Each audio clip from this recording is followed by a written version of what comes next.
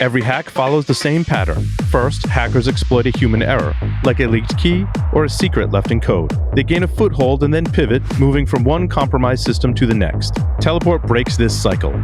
Open source Teleport gives every engineer, every piece of hardware, every application an identity, replacing secrets like passwords and keys with auto-expiring identity-based certificates. Learn why most visionary businesses in the world choose Teleport at securityweekly.com/teleport.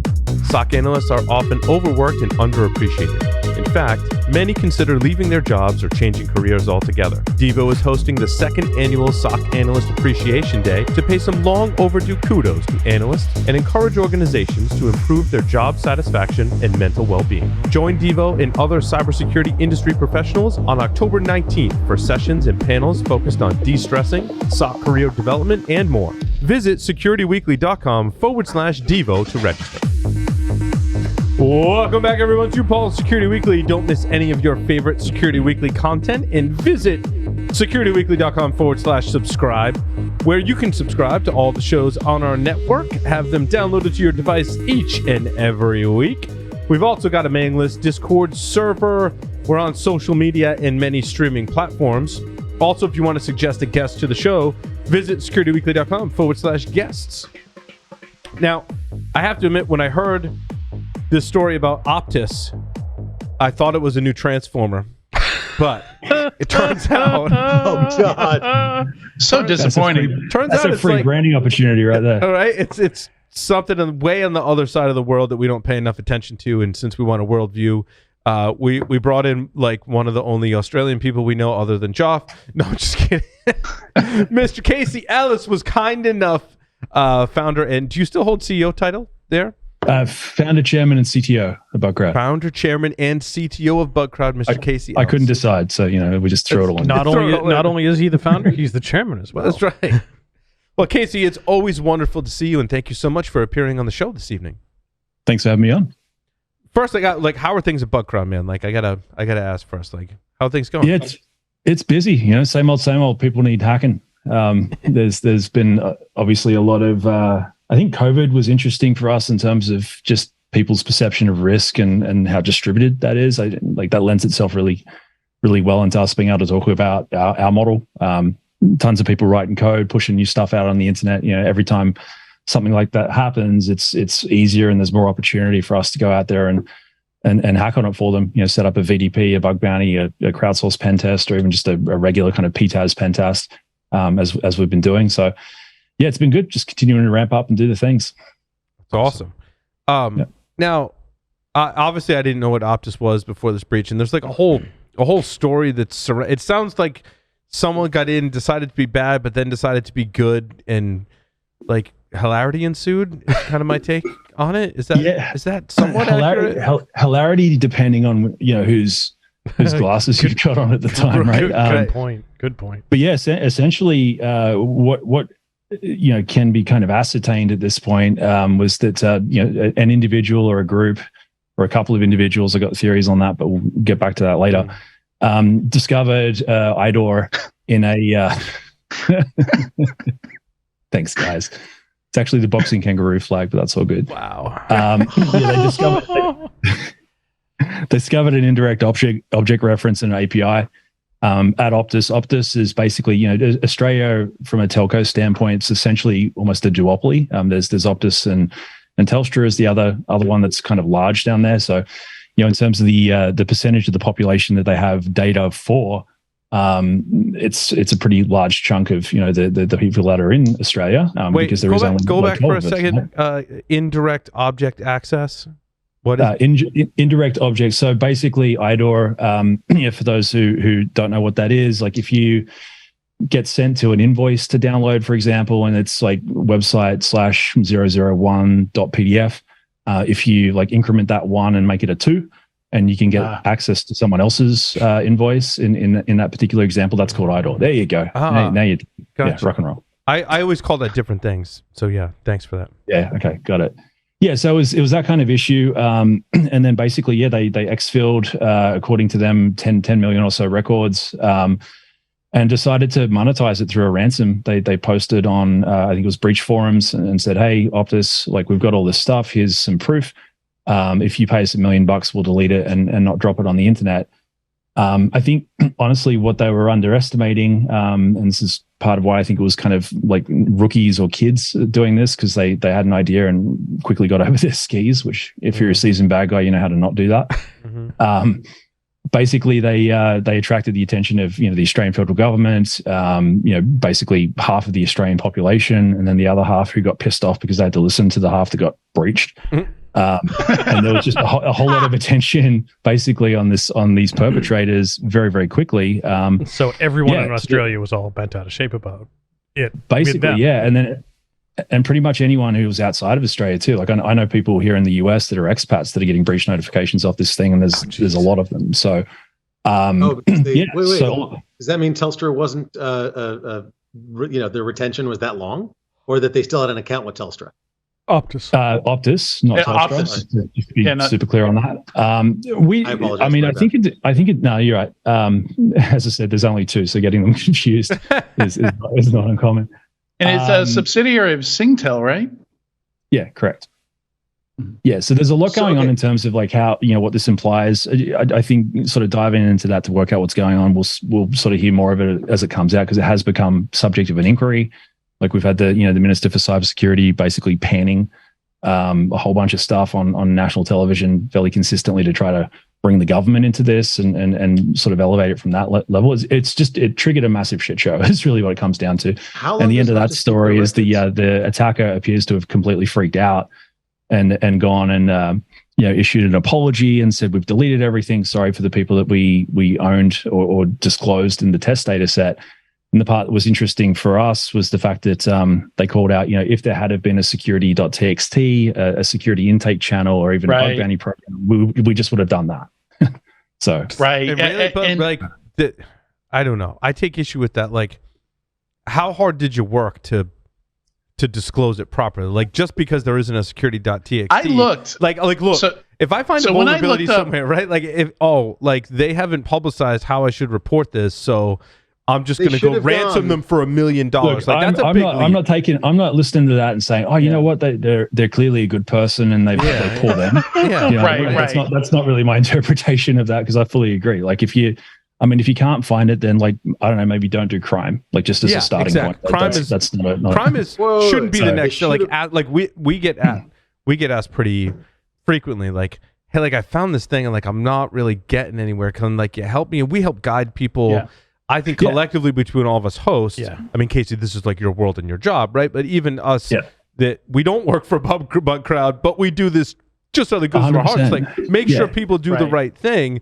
And like, we don't say like, hey, maybe you should consider like ransoming them. Like that would be a great idea. Like that's a horrible idea. Yeah, but I think as well, on top of that, like the thing is, this is where the forum at community.disclose.io came into it, because you're exactly right. Like there's a couple of dozen people to just always get the phone call when someone's finding it hard to get information into the right hands. Right. And especially if they haven't done it before, right? And then we'll figure out who we know and who they know, and all of a sudden, like the right people are talking, and sometimes things get done. The forum was an idea around trying to scale that out, because I guess the point I'm trying to make here is that to me that explanation is actually pretty plausible. I'm not saying woe is the attacker in this one. I'm not saying that they actually have deleted the data. None of that. What I am saying is that explanation, based on what we've all seen, and based off what I've obviously seen a lot of doing what I do, like that actually checks out as a story, as a potential story. So the implication around like, maybe this is a thing that should be considered as a practical way to dissuade, you kind of white hat, gray hat who hasn't already decided to become a hardened criminal, but is tempted because you make it so difficult for them, and they've got something that they think they can monetize. No, there is something to be said there, because like I think we can all kind of like live inside of our own bubble and go, because we've been in cybersecurity for 20 years. Like we're friends, and when we have a question about this particular thing, like we can go and there's trust, right? Because we, like Casey and I, know each other. We've met each other in real life. If I say I've got this thing, there's already an implicit trust. We haven't. And there's all the compromat and all that other stuff, Paul. So there's that too. There's all the things we can't talk about on air. Yes. But like, and air quotes, I don't want to use outsider, right? Because I think we are a welcoming community as well. But if you are like an outsider, there is an outside for sure. Yeah, like you don't. know all that. So like, what we have we created great paths for those people? Maybe not, right? Yeah, and you do have this. You've got this age, and it's not necessarily an age, but certainly when people get into it, maybe some of the ethics of it aren't. Okay, well, ransoming somebody, the ethics of that are pretty clear. Pretty clear. That's pretty clear. But this attacker is not wrong when they say there was no clear or simple path to notify them of a security issue. That was the first thing I checked. I checked the security.txt, I checked DNS, I checked everything, and there was nothing.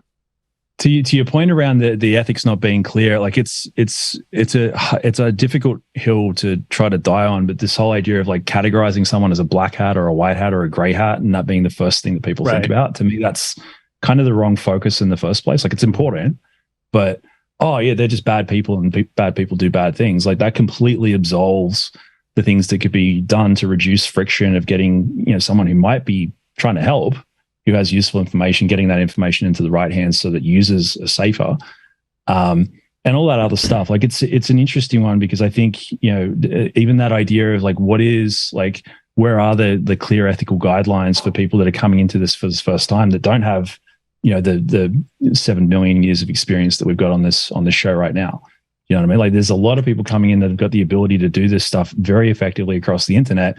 And half the time, from my perspective, it's almost like their ability outpacing the maturing of their moral compass, and they just can kind of end up tripping over into crime pretty easily. That doesn't absolve them of responsibility, but what it does kind of suggest make the right thing okay. Yeah, make it easier. Make the right thing easy. Yeah. Yep. Precisely. Disclose.io. I think about that, and like my moral compass may even change whether or not I've had coffee in the morning or not. Like, I mean, mine changed over the last 5 minutes, so we're good to go there. It's not only is Aussie, he's funny too. But it is this idea of to me the idea of someone going off on an internet safari and just doing like not necessarily malicious, potentially even benevolent. They've just figured out how to exploit IDOR, so they're going and looking for it everywhere they can. And then they find this particular instance where there happens to be 10 million records hanging off it with a lot of information in them. And then they can't get that information to the vulnerable company to get it fixed. And then they start to think about, well, what's this worth? Like, is this something that I could potentially monetize? And like, obviously there's no excuse for from a moral standpoint, making that decision, go that next step. But everything leading up to it, you can kind of go, oh yeah, that checks out. Yeah. But I can see, but to your point, Casey, what I was going to say was like, there's an economics behind it all. Like, I might have something valuable. Like, how do I monetize that? Now, ransomware is not like the leap that most of us with a moral compass, like a right moral compass, would make. Yeah. Right? Ransom is probably not. It's not the right way to monetize it, obviously. But they realized they had something of value, and it was that next step that was their mistake. Enough so that they were double ransoming it. They were actually sending text messages to people whose data was leaked, and they were hitting them up for $2,000 Australian, I think. It to be removed. Yep, yeah, that's right. Yep. Yeah. So it's definitely because I think going back to the thing around like, do people know this is the wrong thing to do in the first place? The other example that popped up when I was thinking about this is all of the cryptocurrency hacks, where just a bunch of crypto whatever with a certain monetary value gets lifted and then basically gets ransomed back to the platform for a percentage of its overall value, and that's become kind of common, like as a thing that's call it criminal operators are doing. So if you're looking at that from the outside in, not having the context that we have, you start to ask yourself, is that like just a normal way to make money on the internet? I'm not really sure. Casey, you missed an important point. Yeah. They ransom it back for 10% so that whoever it is gets to keep 10%, and they get a job as head of security for that cryptocurrency.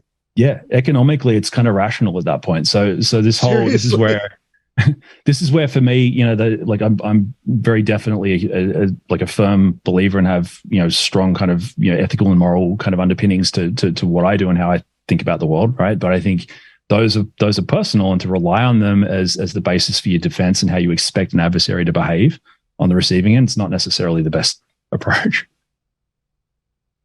Yeah, I mean, except for those, 10,200 records that are already out there, they can't double monetize that because their information's already out there. Then I assume that was shared as just like a like proof that they had it, like the typical ransomware case where you need to show some evidence that you've actually done the thing, right? Yeah. The photograph of the victim in the physical analogy. But yeah, that's exactly right. I think there was a release of 200, and there was a follow-up release of 10,000. That in looking at the cadence of the conversation, you could see them getting progressively more and more agitated. So the 10,000 release seemed to be also for the purpose of upping the ante and trying to actually get Optus to pay them. But yeah, clearly that didn't. That's not how it played out. And how's it going to work out for them? Like completely going back. Like what do you think like tipped them to go, or like what changed for them to go? Oh, I really messed up. Like I feel really bad and I'm sorry and I deleted everything. The oh shit moment. Yeah, the oh shit moment. Yeah, I mean it's been literally dominating Australian news since it happened. Like you've got Aussies. There's all of the different jokes that we've made, and some of those things are very true about our culture. The other thing is that we get really pissed off if someone takes advantage of us, especially if it's as a group. So this whole idea of a whole bunch of Australians like responding in their own way and creating all of that noise, like you wouldn't even need to be in Australia as a perpetrator to be able to actually feel the blowback just of that. But there is evidence that they are in Australia, though. Yeah, because they in that text message they were sending, it was they're asking for a direct bank transfer to a CBA bank. Yeah, so CBA is all through Southeast Asia as well. So there's a couple of things there. But yeah, I mean, it's so there was that, and just in terms of how noisy and how vocal it is, the whole idea in the message where they kind of pulled back. They said too many eyes on this. That's it. We're backing off. Really, really sorry. That was kind of how it started. But on top of that, you've got the AFP, you've got ASD, you've got the federal parliament talking about it and going on the press to like calm the population down. Like if you hack half the population of a country, you're going to get a lot of attention. And it's a lot of it's going to be from very powerful places. So I think that became really obvious to them, with quite a quick ramp. And honestly, if I put myself in that seat, like I'd be, progressively getting more and more freaked out as well, right? As you watch that kind of thing play out. Casey, do you know how the FBI got involved? How does that play into this particular story? Yeah, I mean, we're good buddies, I think, as countries. Between AUKUS and Five Eyes, there's a lot of intelligence sharing, and there's a lot of, I think, mutual concern for country data that could end up having some sort of nation state consequence or national security consequence. So speaking of many eyes, right? Yeah, that's right. And how much was this data PII? Was it like names, addresses, phone numbers, passwords? Like do you know what was in the dump? Does anyone know what was in the dump? Yeah, so the attacker has basically, they've deleted all this stuff now, but you can find it. There's basically percentages of records that contain Medicare numbers, which is out like our, it's Medicare similar, but it's kind of something that all of Australians do because we have social welfare.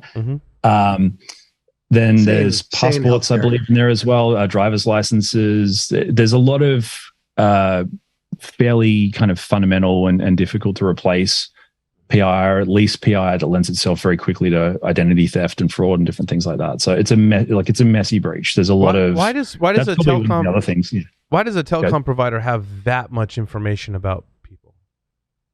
Yeah, so this is obviously a topic that's started to boil up quite quickly. The burden, there is the equivalent to KYC for ownership of a SIM in Australia. So the idea of I guess that makes sense. Yeah, so that's why there's so much PI around this, and that's being very stoutly attacked on Parliament right now. Casey, you're telling me that to buy a SIM card in Australia, you need to go through a KYC check? It's more. There's a burden of proof. Wait, sorry, hold on, back up. What's a KYC check? Sorry, know your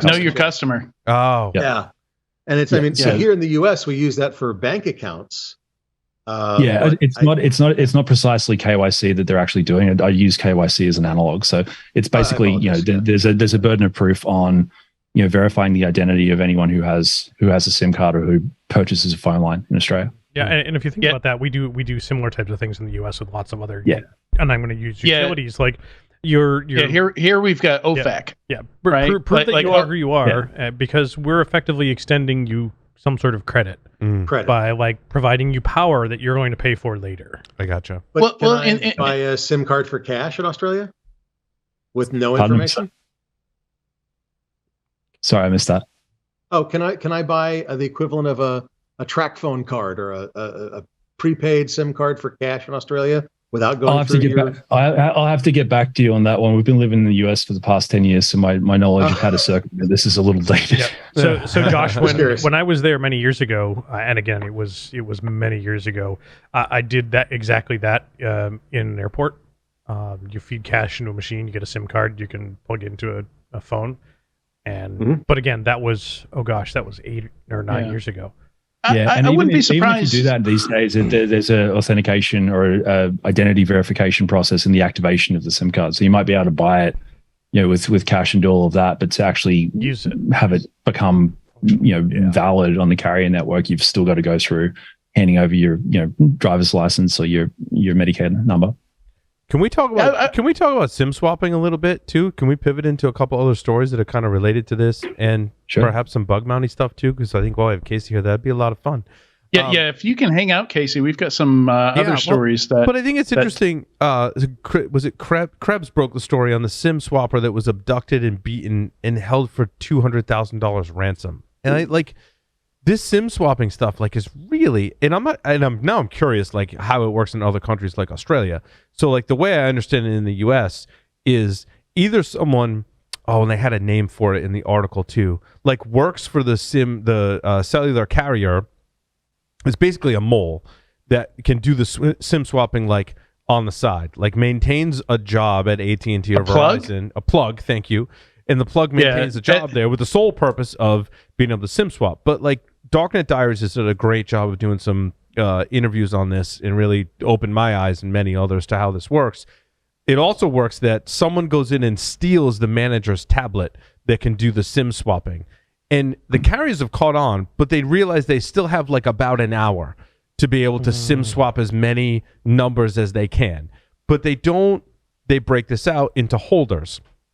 So in this example, I'm the one that I run into the AT&T store, I steal the manager's tablet, then I'm in communication with Larry. Larry's holding the numbers that I'm going to swap to, and then someone else is holding the account or the login for someone's cryptocurrency and is in communication with Larry to go, I want to log into this account. Larry, what's my two-factor code? And they're logging in and wiping them clean. Now, one of the holders, so the Larry in my example, was abducted by a rival SIM swapping gang and beaten and threatened to be murdered, and there's a whole story there. To me, and it's always younger kids, which I'm why is it always teenagers that are involved in these kind of scams? Is my first question. My follow-on question to that is more for Casey. How is this Australia? This is a global thing. This happens in Australia too, I would imagine. Yes, it does. In the same kind of thing, right? Stealing a manager's tablet or having a plug or whatever, right? Yeah, phishing, basically phishing the confirmation codes. There's a couple of other approaches that get deployed here as well. But yeah, it's definitely a problem, and I think some of the concern off the back of the breach that we were just talking about is to what degree is that made easier now by the availability of some of the information that's out there. Yeah, right. Yep. Yeah, and it's based on what I know about how the drug trade works from watching The Wire. Using young kids like they're not going to get long sentences. They're more likely to get off without with a slap on the wrist or something like that. And generally they're the easiest to either force into it or to recruit. To recruit. So I mean it's it looks a lot like even the terminology, plug, even the terms kind of copy over from the world of illicit drugs. Yeah. Yeah, but Casey, to your point, right? Having that information out there makes it easier to associate like name, email to phone number to crypto account. The more it information makes targeting a lot easier. Yeah, exactly. 100%. Yeah, so that's probably the one of the biggest things that I think, especially the folk within that group of 10,000 that did actually get dropped, because their stuff's out there now and it's available to anyone who wants to monkey with it. The rest of the data, like, has it been deleted? It's not a safe assumption to just take the attacker at their word and think that it has. So, operating on the idea that it's out there somewhere, same risk applies, just from a smaller set of adversaries. Who said they didn't sell it before they deleted it or whatever? Or that they just haven't deleted didn't get hacked. Like this, Yeah, or they're like Josh, you're saying, like, if they were a target and someone hacked them and stole the data or whatever. And did they really delete it? Yeah, I mean, there's no way to know. Right. There's literally no way to know. Like, even if they, because I would think that given the amount of resource that's being thrown at this, like, they're gonna get caught. It's a question of when and where, and to what we were just talking about before. Like, was this kids? Were they conscripts? Were they kind of more kind of seasoned folk that just tried to play this innocent card to wangle their way out of it? We don't know that yet. So, even if they were caught, though, like, even ascertaining that it's been deleted at that point in time forensically, like, there's limitations in proving a negative. So, yeah. Interesting to see. Do you think they'll actually be caught? I mean, that's a hard question to answer, right? Like, I go ahead. If they had a bank account, like again, back to the fact that they were using a bank account, like what you need to open a bank account, I've got to think that they've got enough details from that to pick them up.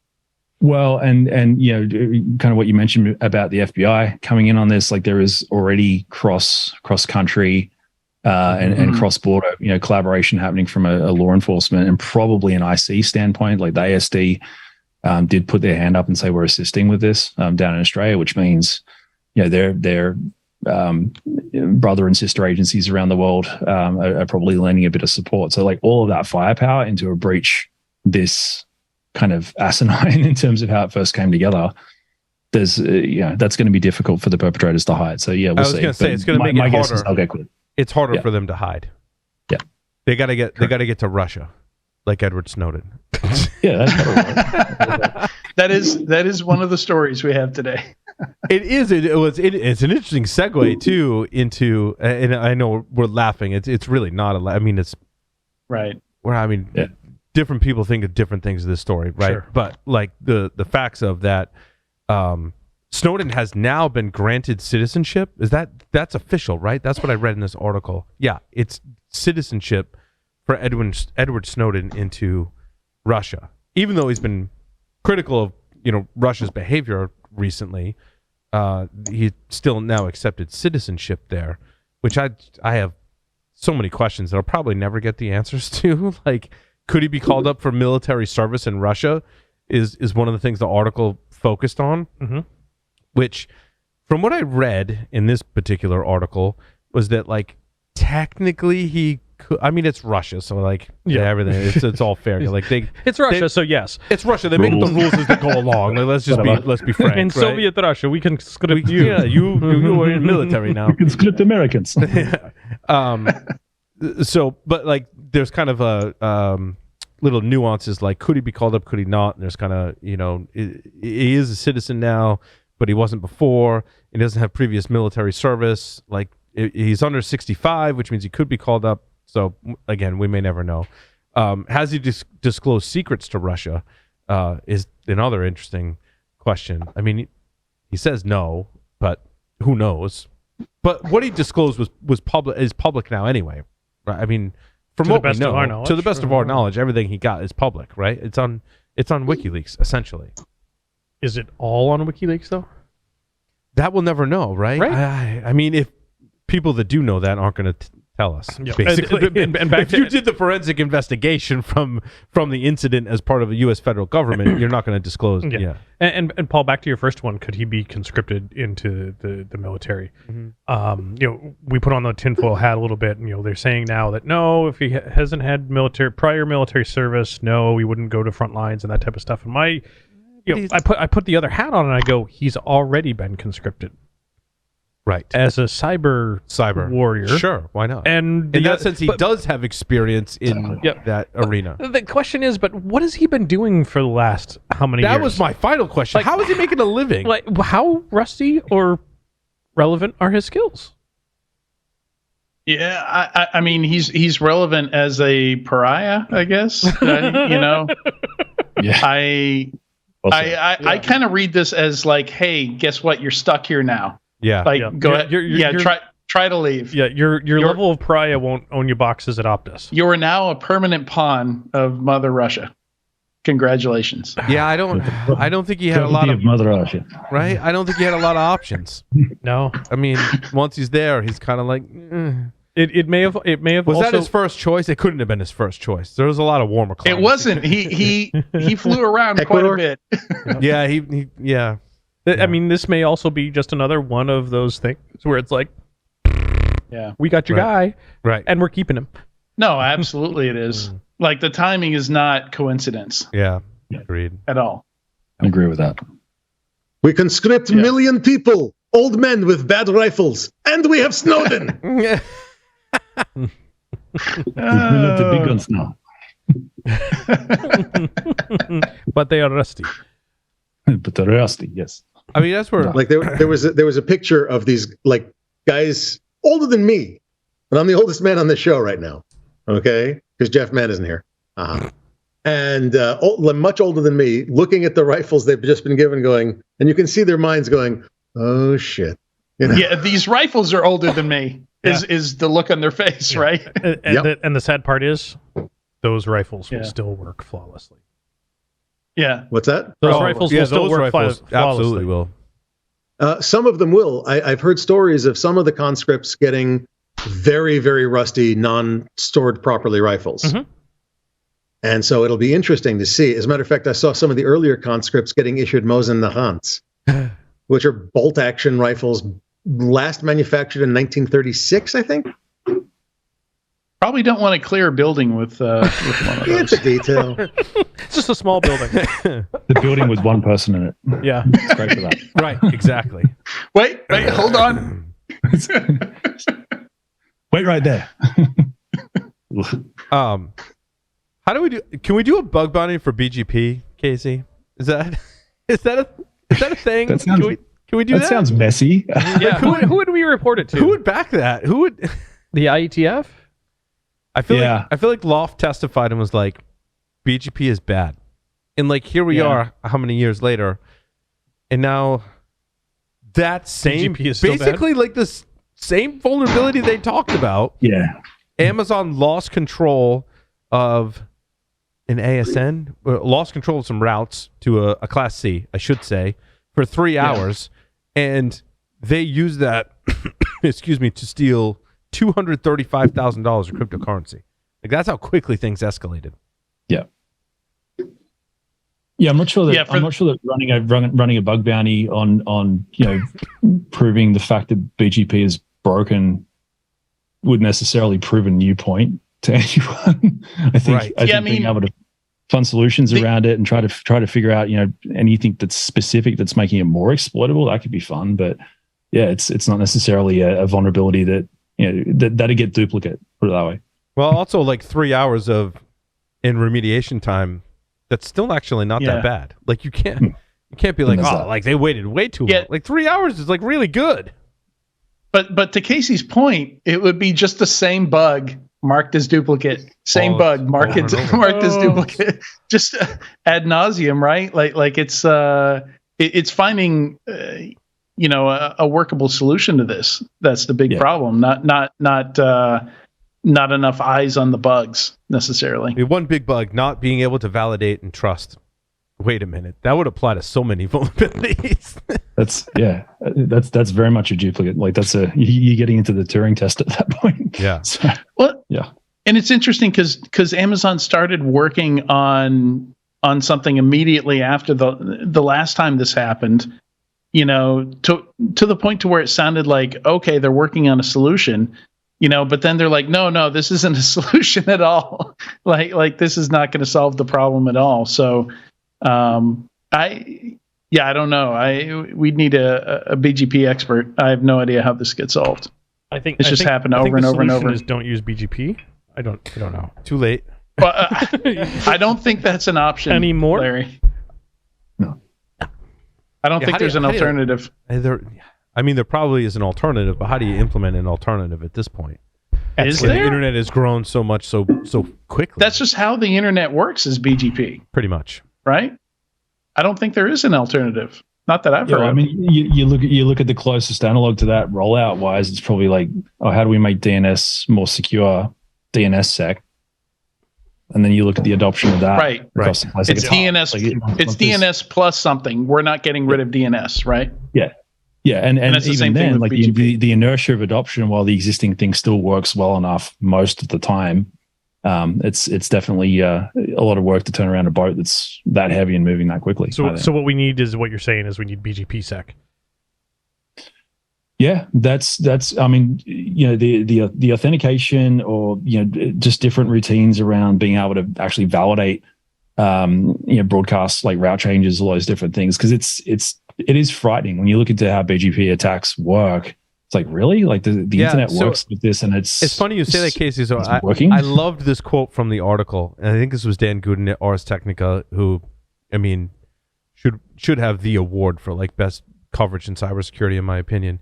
He says, BGP still largely relies on the internet equivalent of word of mouth for organizations to track which IP addresses rightfully belong to which ASNs.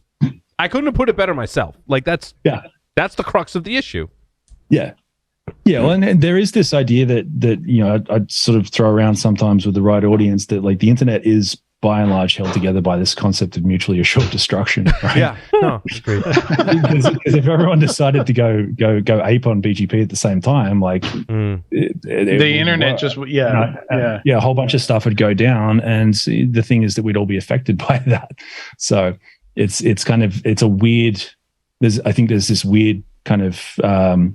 We keep the internet up so we all have access to porn, Casey. That's really the thing that holds the internet together. Yeah, there's definitely, that's a carrot on the end of that. Not to make a pun there, but oh God. Carrots and sticks. So this metaphor has gone way too far too quickly. If I can move things along a little bit, Casey, are you familiar with Voltron? Yeah. Not the animated show. Oh, see, I thought we were talking Transformers. I know. I love the name. Optus versus Voltron. What? No. So Voltron. And again, we love the name. Assemble together and do the mega robot thing. Yeah. Voltron. Yeah. So I'm kind of confused by this because I thought, like, we already had the ISO standards, right? And there is a bit of this, like I didn't have time to read the full report. It's huge. It's huge with links to other huge reports, right? But we've got we've got an ISO standard for vulnerability disclosure and also for handling processes. How does this fit in, Casey? How does Voltron fit into that? Yeah, my understanding of I haven't been through the entire paper yet myself. Skimmed it and actually am familiar with the work that has gone into kind of putting it together. The part that to me is pretty interesting is this idea or this proposal of an interoperability standard from a vulnerability coordination standpoint. So you've got the ISO standards, you've got things like Disclose.io with Safe Harbor and kind of the legal side and whatever else, but there's not a lot in terms of language translation between parties, especially when it comes to multi-party vulnerability coordination, which is interesting at this point in time because we're talking all about supply chain, like SaaS supply chains, all these different things where, it's becoming more and more clear to everyone that the internet is inherently multi-party from a security standpoint. How do you make sure that if there's like a trash fire somewhere that everyone can become aware of that and understand what needs to be done in the same way as quickly as possible. So, but it's it kind of infers, the creation of a language and a transfer protocol for that information, and that to me is a big part of what's being talked about here. But I think it's difficult to hold multiple parties to the same standard when, like, one of those parties could be Microsoft, which has, I think we counted, well over 100,000 employees, huge company, right? Maybe another company in that kind of multi-party disclosure is smaller companies. And let's be honest, there's a lot of smaller companies compared to Microsoft. So how do you hold them to the same standard for taking action to some remediation? You must obviously, Casey, you must deal with this probably a lot, I would imagine. It's not the first time I've had a conversation about this. Look, it's an economics problem. I think fundamentally, like, what's the return of doing it, and how much does it cost? You can limit the cost by basically making it easier to understand what you're being told. So that's one element of it. I think on the return side, rewarding good behavior. I do think that consumers just in general, like, they might not necessarily understand what we're talking about here, but they're generally vaguely freaked out about the idea of getting hacked. So using stuff like this as a way to, that's not smoke and mirrors or BS, right? Actually promote the fact that there is a proactive cybersecurity program around a particular product to differentiate it. I think there's a bunch of different tools available to security in general that we don't, we're not that great at using yet, but that's sort of how I view, how you'd get like widespread adoption of like a because you're right, like everyone has to be doing this or it doesn't work. Right. But everyone's job is not equally as easy or difficult. In other words, Microsoft could be huge, but like their job could be pretty easy, right? But maybe a hardware vendor, as an example, like upstream, has a conceivably smaller piece of the puzzle, let's say, but like their job is really hard. Like and they've got a patch cycle of 2 years because the thing that's broken's up in space, or it's a medical device where that's like there's a million different variations of how that part can play out, and one size fits all is definitely not true. But I think this idea of like figuring out what you can do to standardize the fundamentals to aid in communication and to aid in people being on the same page around what they're talking about and the expectations around that, I think that's a fundamentally good pursuit. Like Bugcrowd did this with the the vulnerability rating taxonomy, because we noticed that like CVSS, it's great for all these different things, but everyone interprets it in a slightly different way. And if you start to throw people that don't speak English as a first language on top of that, it just turns into a goat rodeo straight away. So, okay, how can you kind of condense classes of vulnerabilities, establish a baseline priority level, just purely on the technical access that vulnerability might give you, and start there. It's not perfect, it's deliberately incomplete, but all of a sudden you've got this sort of starting point that you can use. I think that same design approach, applies to a lot of different things that we could solve with this. It gets me thinking about, this is related to news, but it's something I've been thinking about in terms of how do you assign responsibility for a remediation in some of these circumstances? This plays into my day job when we talk about secure boot. Okay, so they're like, there's an update for a revocation list, let's say. Whose responsibility is that? Now, this ties into not just my world and firmware, but other worlds as well. Like maybe there's a package or software update that needs a revocation list. I think is a good example. Like whose response? How do we assign responsibility for these things where like we've identified a problem, we've identified a fix, but like whose responsibility is it to get that fix out there, and who's going to assume that responsibility and work associated with it? That's the one I'm struggling with. Yeah, I think the bit that I definitely agree with as an ideal goal. It's stuff that like I've talked about a lot. Katie goes out and talks about it a ton. Off the back of the work with Microsoft, like ISO reflects this. And it's in here as well with Voltron, the idea of coordinated vuln disclosure, and there being like a proactively declared, deadline, right? So it's like, okay, we have satellites in the sky, we can't patch them in 90 days. That's absurd. For other companies, that might be perfect, but for us, it's no good.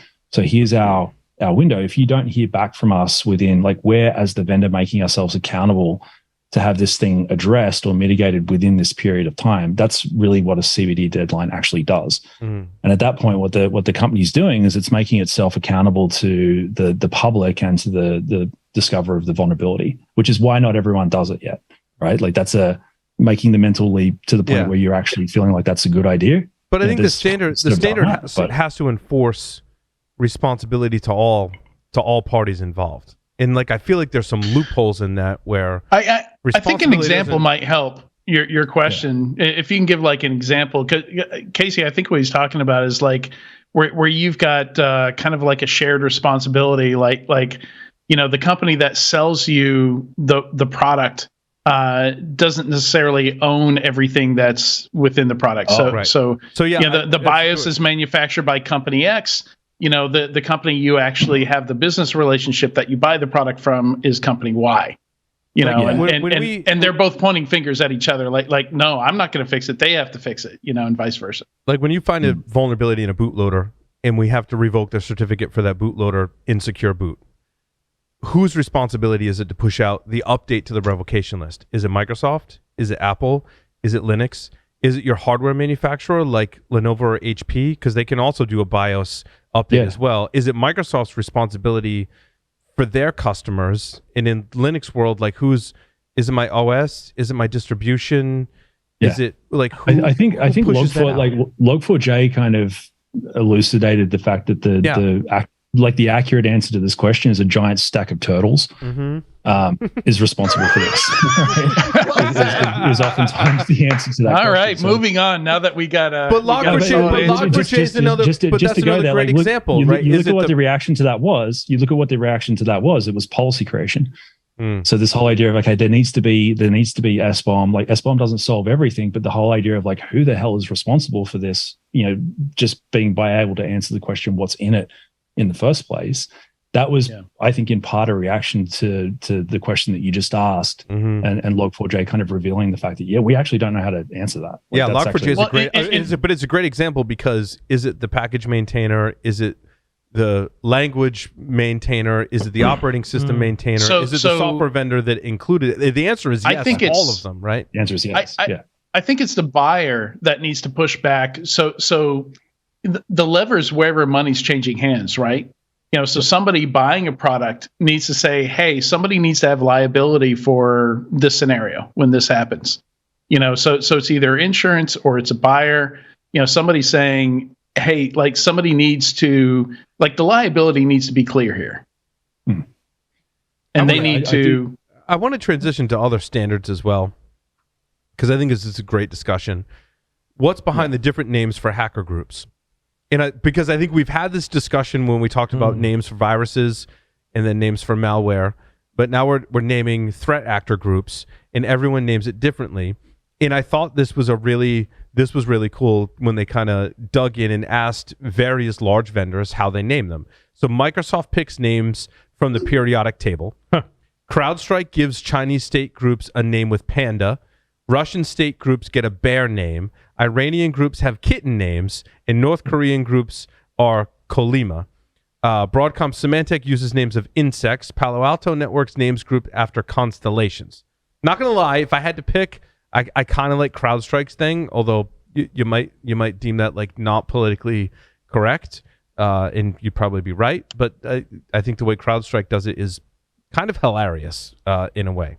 But why can't we all agree on a standard? This article kind of digs into it. And basically, it's marketing and competitive advantage.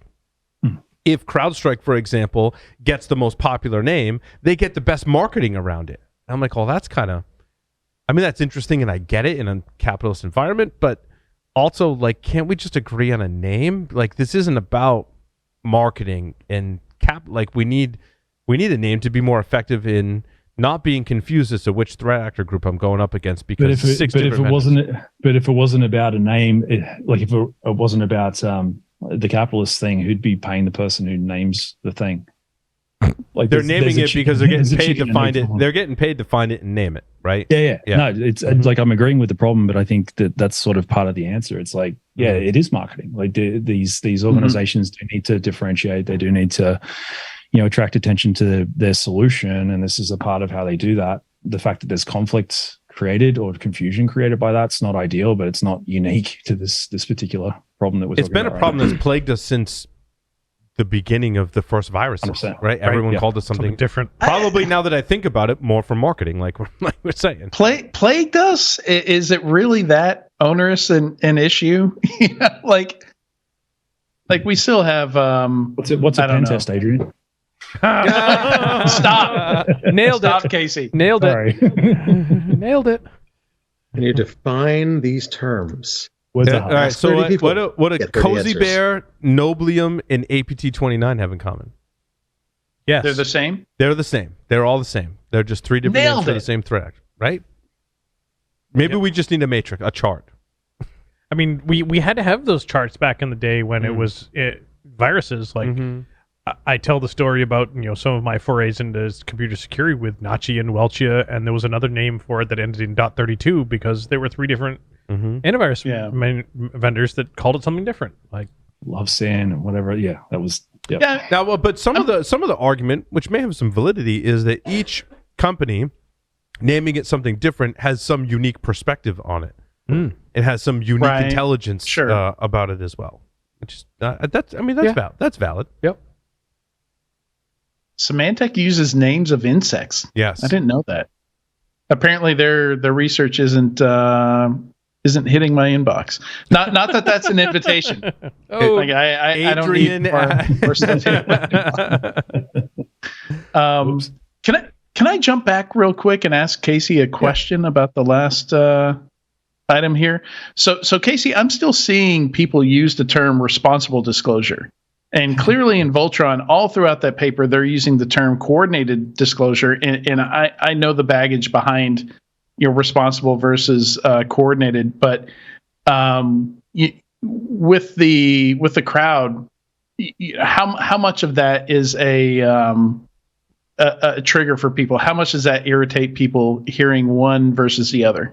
it should be both. No. Yeah, less. I would say that the folks that kind of lived through the phase of that, like there's a set of stories that are a very specific cause for that trigger, and the people that were directly affected by that, and the people kind of 1 degree separate from those folk, they're kind of in the minority now compared to everyone else who's sort of jumped in, and that's not because they've dwindled. It's because the size of the community is just kind of ballooned over the past 10 years. So yeah, I don't necessarily think that you get as many folk kind of having that allergic reaction to it as 10 years ago, or even especially 20 years ago. But it's still an incredibly loaded term. What we do is we actually talk about vulnerability disclosure, as opposed to, because coordinated is a specific set of things that go into a vulnerability disclosure process. Kind of the umbrella term is just vuln disclosure. Like, what are we talking about here? We're talking about disclosing vols. Cool. Done. Responsible is funny because my defense of it for a period of time actually got into an argument, which was actually a really fun conversation as well with Steve Christie-Coley at Black Hat. He kind of bailed me. So you got to stop using that word. I said, well, hang on a second. If I say coordinated vulnerability disclosure, this is in 2014, to someone who's never heard that term before, they're going to get confused. Because like our space and our category just in general had a marketing problem at that time, where part of what we were trying to done was just to get people listening to it in the first place, right? But like responsible is easier to start that conversation with. And if you look at what the word actually means, responsibility, it's the ability to respond, which is bilateral in this process. It's not putting the onus on either side. So that was and for, where that happened. But yeah, for folks who don't know, like the trigger there is the suggestion that you're somehow irresponsible if you're not following the company that you're telling about the vulnerability. If you don't follow their process, if you don't do everything they say, you're deemed irresponsible somehow. Yeah. When like the history of this, like you have companies that would just blow you off, not respond to you, so yeah, a lot of and I lived through a lot of that. I experienced that personally, and I have a blog out there somewhere. I spent a lot of time on VDP, on vulnerability disclosure. that was inspired by the Panera lack of response, which is just one of many examples of how not to respond to somebody trying to help you. Yeah, no, for sure. Look, I think that the thing with that is that, when you think about like who's got the bigger budget, who's got the bigger legal team, who's got like the will and the ability to cloud up and rain on the situation and actually chill it, in their favor, it's almost always going to be the company. The thing that the hacker has is information that is potentially damaging and potentially dangerous. They're not, if they're operating in good faith, going back to where we started on this call, like they probably made a decision that, no, I don't want to be a criminal, so I'm like morally restrained from just going YOLO and setting the world on fire. So now what? Like, what does that kind of leave them with? So the idea that someone in that situation, if the vendor's being unresponsive or they're being like belligerent, which is definitely still a thing, like less common than it used to be, but it's still out there. For them to go off and do something that they feel is in public interest from a security standpoint, and for that to then be referred to as irresponsible and painted as irresponsible, that's right. That's why people don't like that word. There's a brief history of that whole shit show. It's a kick in the pants. It's rough, and I know a lot of people that have been through that once or twice and just burned them so hard. Their team full disclosure all the way, and they say they'll never again even attempt to contact the company. I mean, but there's a time for YOLO. So I actually do you agree with me? I mean, you agreeing with me on that, which is really interesting, Casey. Here's why I got asked to debate in favor of full disclosure at a conference one time, and I sort of have this personal point of view that you can't hold an opinion until you can argue against yourself and win. Like once you can do that, then all right, you can go to the mat. Preferably with other people around, so you're not seen as really, really strange. Just pointing that out. Preferably on your own. Yeah, exactly. So basically, like the leading thing was that full disclosure, like saying that you don't like full disclosure, is saying like that you don't like death and taxes. You know what I mean? Like it's inevitable. It's going to happen. It's the option. It's the option of last resort. Right. If you've done everything you possibly can, and if there's nothing else that's made available for you as someone with this information to act in the interest of public safety, even if it involves creating more risk in the process. Like that's the option of last resort. So the fact that it exists, like we don't really have a say in that. That's just literally the last thing that happens. We've failed everywhere else. Well, because it's literally why we have whistleblower laws, right? Well, but because you're running under the assumption that you're the only person on the planet that may hold that information, and that may not necessarily be true. But that's an information asymmetry that kind of causes vulnerabilities in the first place, right? It's the same problem. That's a function of how the internet works. I don't think we're going to solve that. Yeah, we're not going to solve the fact that people need to see it in order to believe it either. Yeah. So there's this, how can we improve this? And obviously there's, insert bug crowd pitch there. It's like, no, everyone should just be running VDP. Like that's how you solve it. For organizations to just operate on the assumption that at some point in time, they're going to have a vulnerability on the internet that someone finds and wants to talk to them about, whether they invite that or not, that's a fairly safe assumption, I think. So therefore, if you don't want to have full disclosure happen because you screwed that up, then just work out how you're going to receive that information and how you're going to integrate that into how you're thinking about your overall risk posture. I also think having another plug for bug crowd, right? Having a mediator helps. Yeah. Unmediated, it can go wrong, I think, more often than not for either party, right? For both parties. I think that's right. I mean, obviously I'm biased, but I think that's right. I think we get to operate as kind of the friendly big brother of the community in a way as well, in both directions. Like if they need someone to just step in and fight for them, we can do that. And if someone needs to come in and say, "Hey, idiot, like pull your head in," we do that too. Yeah. I think that's a pretty kind of at a macro level, like a pretty powerful part of what Bugcrowd provides. And honestly, I think our space just in general, like every Bugcrowd-esque platform that's out there that's trying to do this well, I think is contributing to making that a more normal and a safer thing, which I think is cool. Yeah. And it's we have to remember the bubble that we live in too, because one of the things that's really interesting as faculty for IONS is I do a lot of advisory calls, and I think Josh does as well. And I regularly talk to companies who have never run a vulnerability scan before. Like their company's 30, 60 years old, and they're using Tenable or Nessus or something like that, or Rapid7 for the first time ever. I mean, that's right. That's right, Adrian, because they've had a bunch of pen tests. They what? They had a bunch of pen tests. Sorry, back to that. Maybe back to that pen test vulnerability definition. Sorry. So are we going to debate that? Are we going to debate that again? Nope. Just for the joke, man. Just for the joke. Hey, Larry, we already. I opened up disclosure. The disclosure debate. Like, there's not room for. How come every time I get on the show, we end up debating words? Like, we don't have time. Yeah, we don't have the time. Nope. No, like I said, just for the joke. That's it. There's only so much time that we have tonight.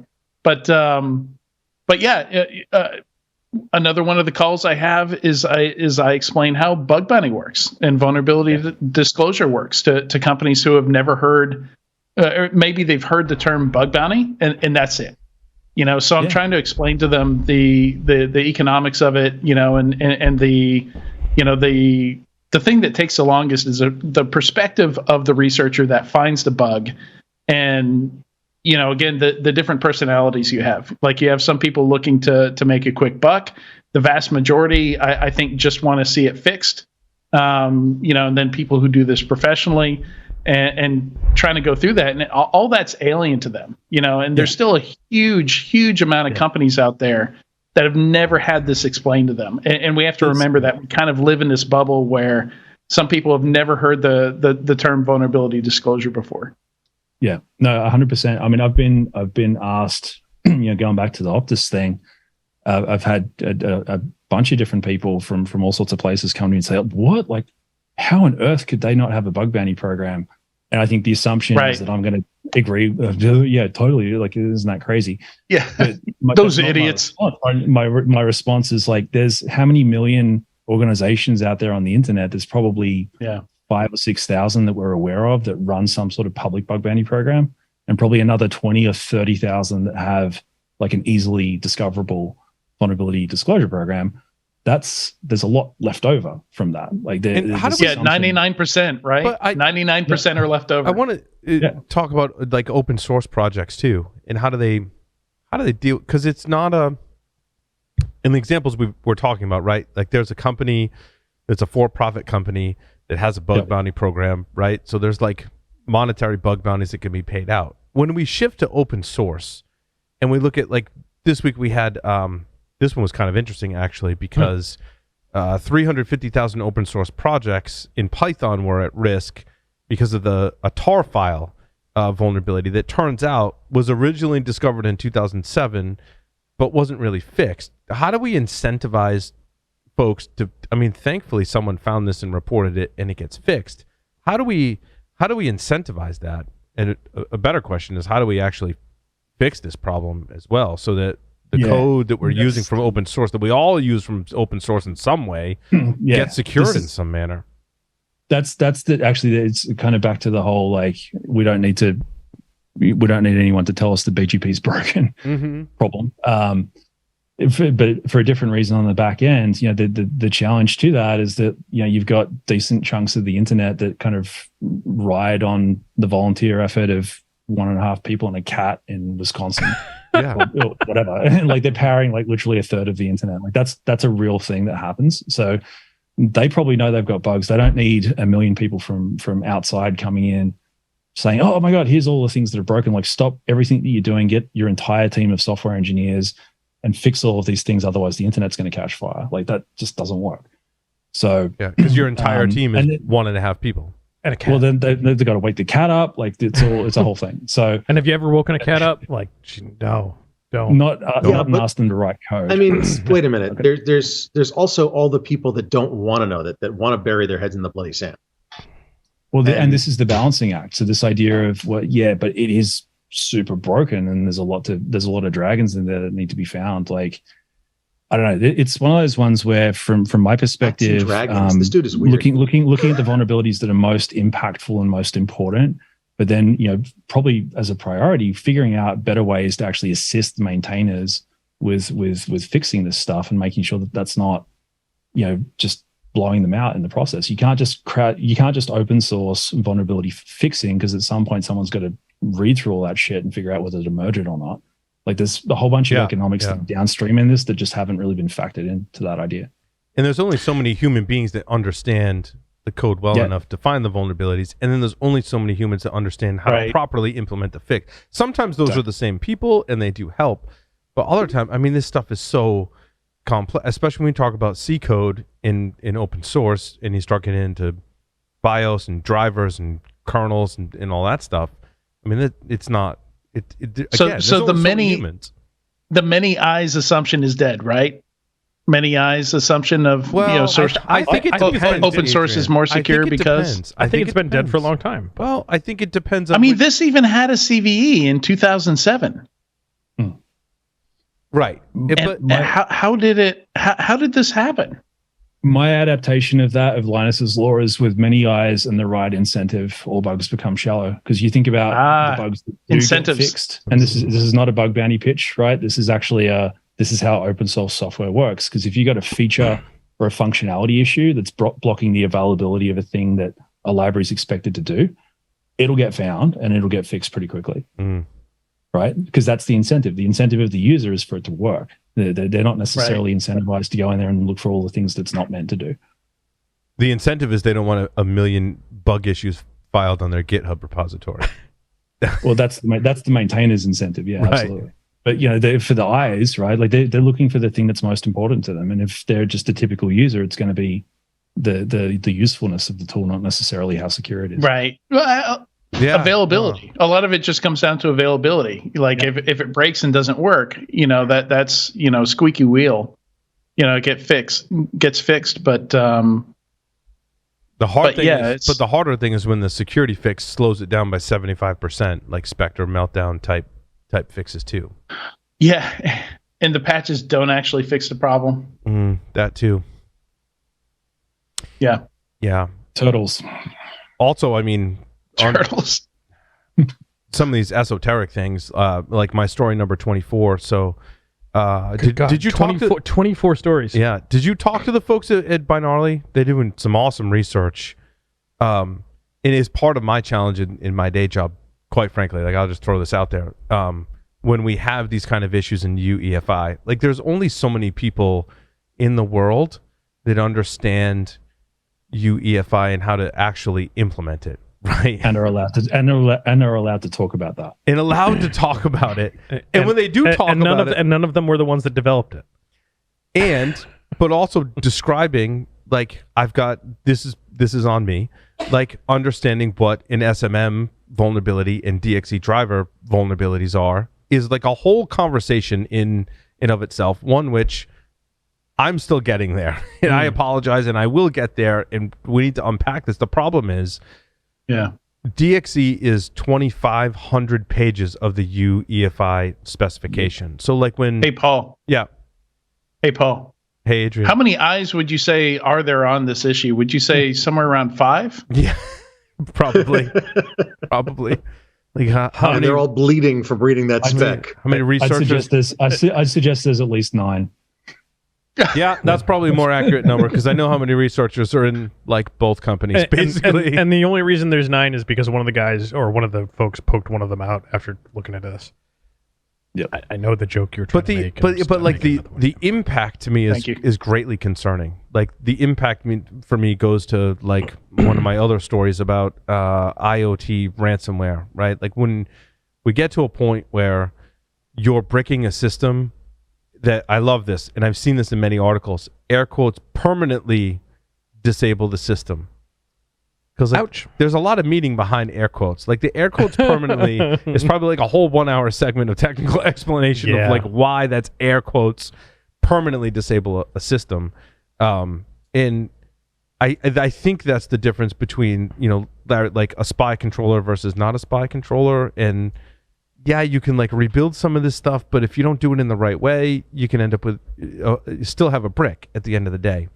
So like this impact is, I think, significant, right? Like the impact of bricking these systems from these vulnerabilities that, like, I'm learning it's really hard to understand how all this stuff works and is put together. Now, it's one of the interesting things, like, because there are open source alternatives. There's actually a Rust implementation of UEFI. I think it's interesting in our context of open source vulnerabilities and crowdsourcing it, is that C code was meant to be written, not read.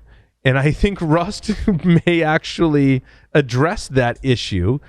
And I think many open source developers, like in the kernel, for example, 6.1 kernel, Linux kernel, is going to start supporting Rust. And like Linus thinks it's a great idea. They had a big meeting about it, and everyone's like, yeah, as long as we can agree, like, this is a good idea. But we're not going to see kernel 6.1 for maybe years, right? Mm-hmm. Like, it could be years. But I think they're thinking like, oh, we're on our way to security because we've got this multi-year project. And this is going into lower level things like kernels and into UEFI, which is kind of interesting that I think developers believe there is a problem, but like it's basically going to be a shit show for a couple of years. And who knows, once this code is introduced, that doesn't mean it's going to be perfect either. Like, your choice of a language doesn't necessarily determine your security level. Although I think, Rust is more readable and a little more memory safe, so it could help. But at what scale? Yeah. I went in a lot of different directions there. I know. You did. I didn't. Yeah. I'm looking at the ransomware. I was just ranting. The article, and you lost me with Rust. I think Mark Rosinovich lost a lot of people with Rust. But can I say I just generally hate the term ransomware, because I think it pulls people. Well, there's just a lot of baggage. Again, another term with a lot of baggage, where when you say ransomware, a lot of people think of crypto ransomware, which is like a very specific way to pull off extortion. And, and the real issue is that extortion is a really effective way of monetizing cybercrime, and ransomware, crypto ransomware, is just one way to do that. And if we focus too much on the problem as backup, I need really good backups problem because people are encrypting files, then you miss the fact that, okay, now they've pivoted to copying the files off. Okay, now they've pivoted to, I'm going to brick 5 of your machines for every hour that you don't pay the ransom.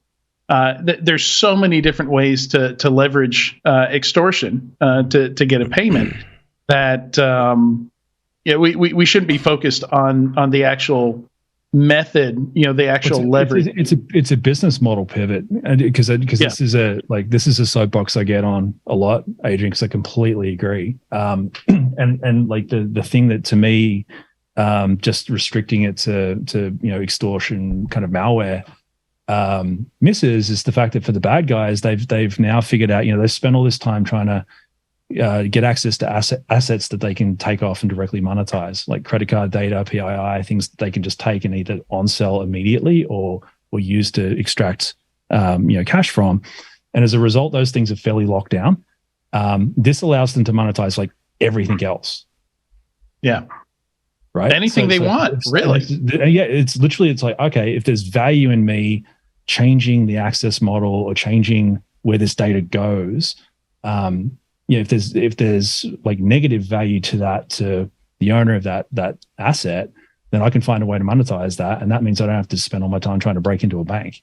Like, hell's yeah! This is why I think it's been party time over the past bit, as like corporate ransomware and corporate ransom style extortion, whatever the alternative term is, why it's ballooned so quickly, because it works. It's just very effective, and everyone's quite excited about it, I think, on the bad guy side. Well, and there was a model that it fit that was pre-existing in that kidnapping has been a thing for over 100 years now, and there's kidnapping insurance, and there was a pre-existing model for this. It's not saying that cyber criminals were like studying the past and looking at the history of kidnapping, but we know that a lot of cyber criminal groups will hack into a cyber insurance company and see what the coverage amounts are on policies, and use that to start their negotiations and to inform their negotiations. So 100%. Obviously, they understand how the system works. They understand how to get paid. There's a model to it. I think the economics are ancient, really, when you think about it. It's like, did they study that kind of ransomware, that kind of kidnapping model directly? Maybe, or maybe it's just the fact that like the economics of that dynamic. If you're a bad guy, that it's been around for way longer than the internet has. So there's principles that apply that you can translate across. Like to what you're saying there, the level of sophistication and even stratification of the RAS operators. Now they're partnering up with initial access brokers to say, hey, I think I'm in here, or can you, the initial access that you've got for this particular organization, how many users do they have? Because off that, I can derive based on what my ransomware does in the ransomware example, but I'm talking to the model, how much they're likely to pay me without blinking. Because if it's too high, it's going to take too long. If it's too low, I've left money on the table. It's dynamic price. There's sophistication in the economics of how this is executed. I've heard stories. It's crazy. I've heard stories where they understand how much like a VP, like the VP of IT, can pay without having to get the CFO's permission. And there have been ransoms paid where the executive team doesn't even know that their company has paid a ransom, because the extortion crew is smart enough to know what they can ask for that's under that limit, where they don't have to get another signature to be able to pay. And I think these models for quote business are as old as time. I mean, they're as old as some of the oldest professions, I'd argue. I mean, just knowing your potential customer, as it were, is huge. It's one weird trick, one weird Sumerian trick. Scroll to see more. It is. It's provocative, and I've got to caveat it a lot. But it's a.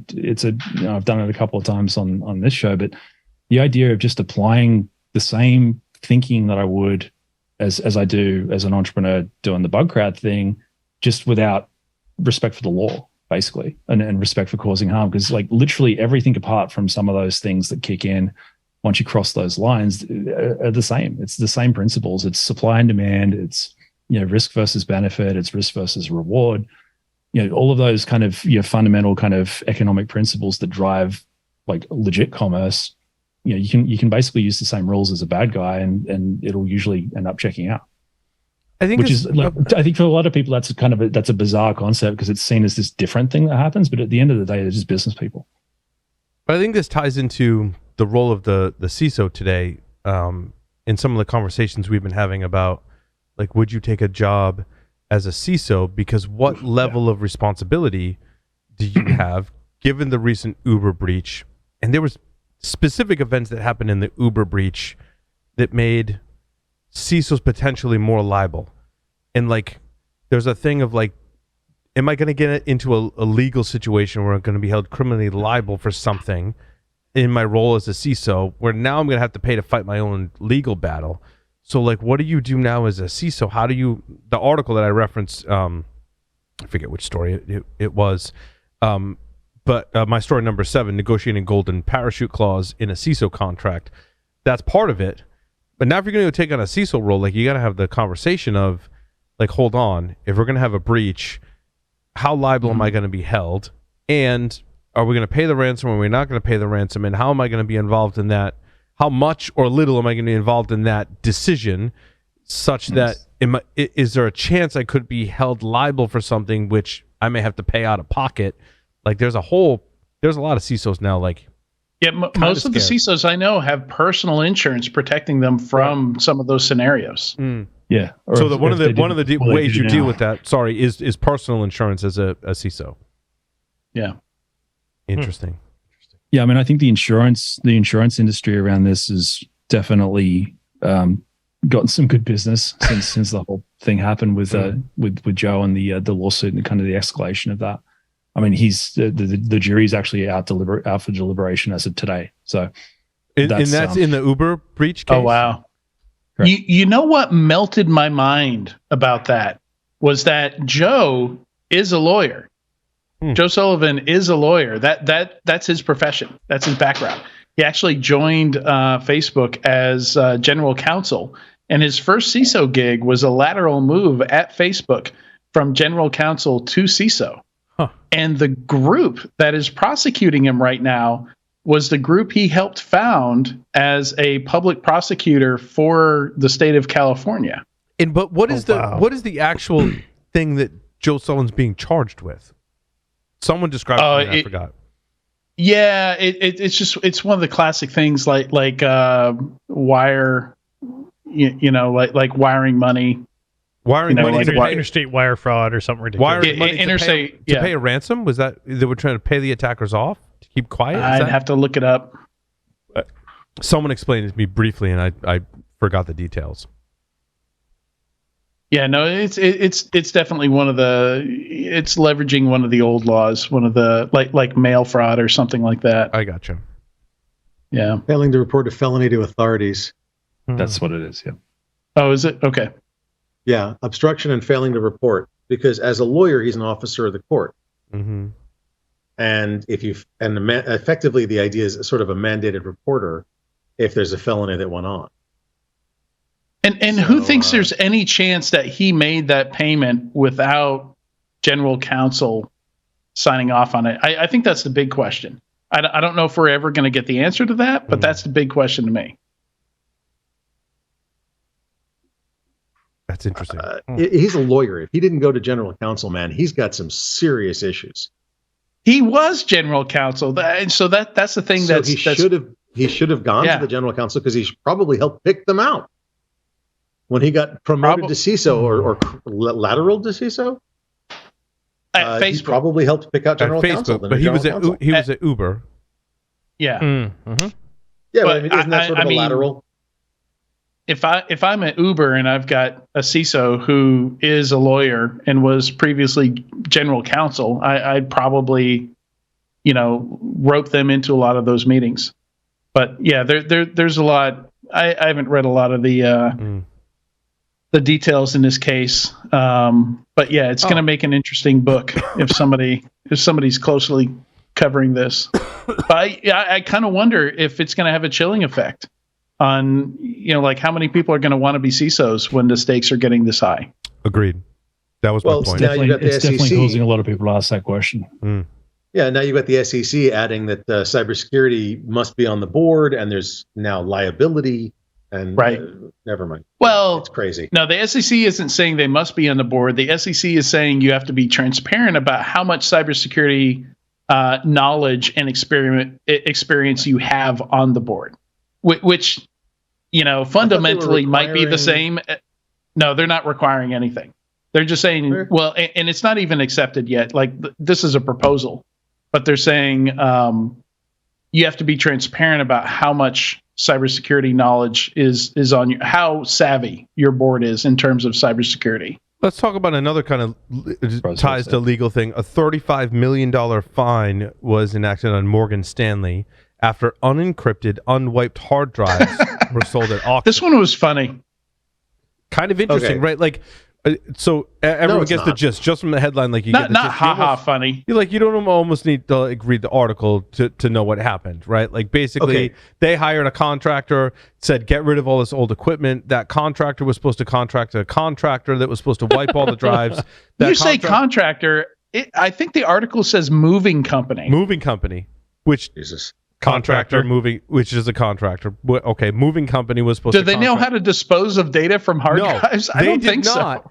I think they knew they did not know that, and contracted with an IT services firm to go, hey, when we move all this stuff, like you're gonna be the ones who wipes all this stuff, or I guess wipe it because they were gonna resell it and not destroy it. So how did it break down? They fired that the IT services contractor, and never got another one and never did anything. And then I think moved it and then sold it. And whoever bought it looked at it and went, "Hey, this came from Morgan Stanley, and there's a whole bunch of stuff on here."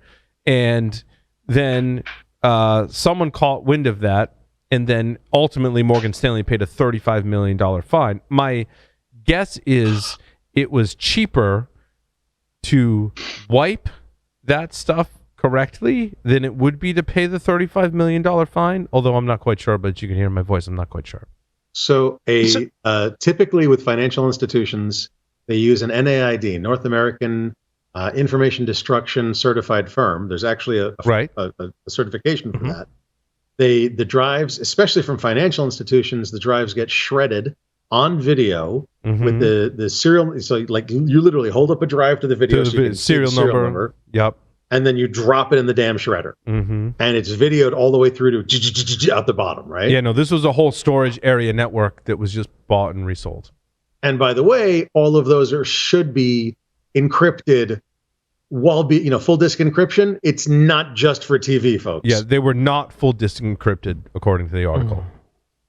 Morgan Stanley had enacted that policy at some point, but these drives in arrays, yeah, sorry, if Casey needs to drop, I know we kept Casey for like a ridiculous amount of time. Casey, love you. Thank you, man. Absolutely. Thanks, Casey. Casey, you rock. Pleasure, man. They enacted the policy and said everything from this point forward, like, hey, new drives we buy after whatever 2013, right, were encrypted, but never like went back and encrypted the drives that weren't encrypted. Yep, and that were these drives that were sold. And maybe the stuff they had couldn't support the encryption, was too slow if they did, or it was too much of a pain. I mean, you guys know, too much of a pain in the ass to go. This system is not set up to do drive encryption. So we'll document an exception, which I honestly say the documented an exception, so they knew when it was being sold or liquidated or whatever that the folks that were doing the moving needed to hire someone to wipe it. I mean that I get that's the thing. And Paul, I think you touched on something was something here that it was probably cheaper to pay the $35 million fine. Could be, and I wouldn't dispute that. Could be. What they'll probably end up doing is they'll pay and I'm speculating here because that's what we get to do. We do. That they'll pay the $35 million fine.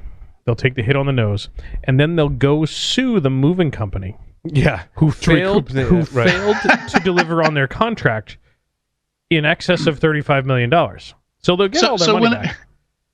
When I read this, like we've got a place. I don't know if this is like a national company, but we've got a place here locally called College Hunks. Yeah, like two guys in a truck. Yeah, yeah, that comes and does moving stuff, and I can see like the contract saying, oh, they got to wipe these drives, and like these college hunks, a cloth and like wiping them with 6-pack abs and no shirts on, with like a box of Clorox wipes, just like wiping down these hard drives and tapes. Yep, I can imagine that. And they're probably not hunks either. No, they're never hunks. They're never hunks, right? Like yep. That's just marketing. That's what's so funny about it is the name is College Hunks, and they show up, and yeah, it's me. I mean, you're a hunk, Adrian, but you're not in college. No, I mean, you could be. I don't know if either of those terms apply. But what's interesting is we interviewed someone on the show who had a company that would provide the facilities, software, and whatnot to be able to do this, and probably cost less than $35 million. Would be my estimation. Heck yeah! But it's also process, right? Yeah, but they and arguably it costs less than $35 million. But they paid someone to deliver on a contract to perform those services for them.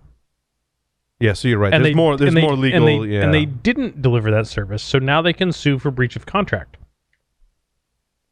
And they can show damages of $35 million. They can show damages of way more than $35 million because the story is now in the media, and there's been some defamation. There's more damages. Yeah. There's a hit to that the public fine legal system we have here. Yeah. So, yeah, I hope that moving company has deep pockets. Because a couple of high-profile CVEs floating around. One had to do with Sophos. I couldn't find the actual exploit, which I didn't. Not be honest, surprising. I didn't look that hard. But Sophos firewalls had a. Oh, where is my story on that? Oh, number 20.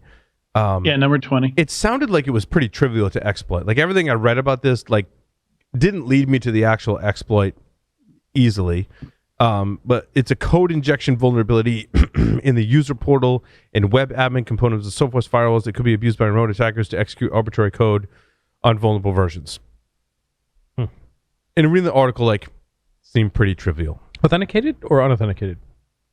Unauthenticated. Unauthenticated. If it's RCE, it's unauthenticated. Well, not necessarily. Otherwise, it's Privesk, right? Well, no. We get into this thing that what's a pen test? This is Stop it! Stop it! This is a pen test. Also segues into Paul's bone that I have to pick with Intel. You know what really grinds my gears? You know what grinds my gears is when you call privilege escalation remote command injection, because I was unauthenticated and now you're now I can run. There's a nuance to this whole thing. I'm like, no, that's remote command injection. Yep. Not privilege escalation. Just because I didn't have privileges and now I can run commands with privileges is not privilege escalation. Both. It is remote command injection, and it's also Privesk because you went from unauthenticated to authenticated. But I think you have to call out that it's both, yeah, and not just one. I think is my. But we typically only ever see one, right? Because that field only has one checkbox. I think you have to qualify it with authenticated versus unauthenticated. Yep.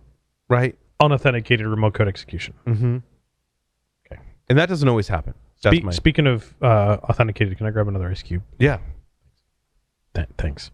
And then also we've got manage engine remote code execution vulnerability. Oh God. This one I think we do have an exploit for. We do in a GitHub repository. An XML RPC endpoint. Concentrate. Oh God. Here, ice cube. Thanks. Take the 2 seconds. XML RPC endpoint deserializing God. Java objects. Any serialized arguments for the remote invocation are deserialized. Therefore, if a class path contains any classes, they can be used as gadgets to achieve remote code execution. This is you had me at XML RPC and Java deserialization. And classic. Yeah. Pretty classic stuff here. Yep. I'm just, it's good that we still have these things. It makes me feel better. We still have these things floating out there. Yep. Hey, Paul, I want to grab one of my stories that I thought was pretty interesting, and it's kind of out there a little bit. It was someone is pretending to be me, and it's not actually pretending to be me because, well, not you, but some. Yeah. I read this. The title of the article. I thought this was fascinating. This was fascinating. What? Yeah. So it's a fraud scam. Yeah. It's a new, or maybe it's not new, but it's a type of fraud scam. Yeah. So TLDR. You're a developer and you do a bunch of stuff and you write some cool stuff in Rust and you put it on GitHub. Rust. Throwing it out there. Sure. And you put stuff on GitHub. And some development shop in another country, say India, sees you on GitHub that you're really good at developing Rust and you've got a resume that you've developed Rust for 5 or 6 years and you're really good at it and you're a guru. So they create a new GitHub profile and pretend to be you and send a resume to a company pretending to be you to a company that's looking for someone who's a Rust developer.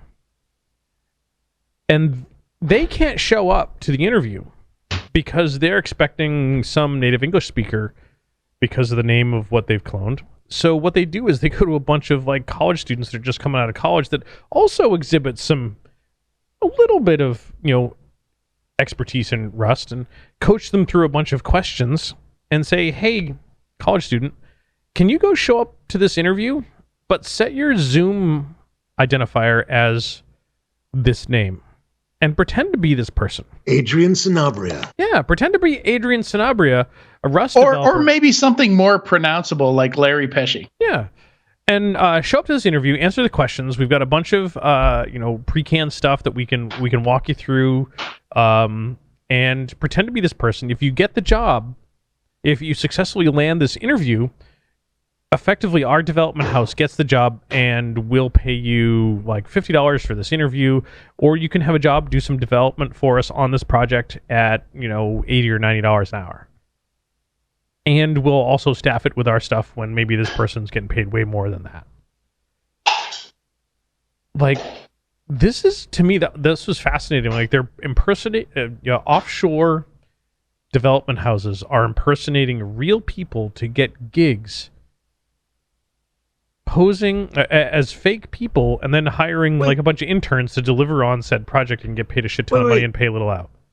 This is like that guy, I think it was in San Francisco, who outsourced his job to a few. But I mean, he was the one who outsourced his job. These guys are actually insourcing the jobs to. Yes. Wow. Yes. Yeah, you're absolutely right. Like, yeah, the guy had a job. He was getting paid, $120,000 a year, and he outsourced his job to India for $35,000. And next thing you know, no, it was worse. I think he outsourced it to China for $35,000. Great. China outsourced it to China for $35,000. VPN access starts showing up from China. His job's getting done. It's getting done well, and he's sitting by the pool making, $80K a year, doing nothing. And then gets another job doing the same thing.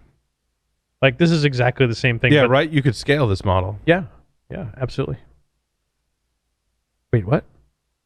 You could scale this model. No. Don't, Paul. You could totally scale. No. I could have 5 jobs. You could. Overemployed much? Right? Yeah. That's been done. You could have 5 jobs, but you do none of them. Mm-hmm.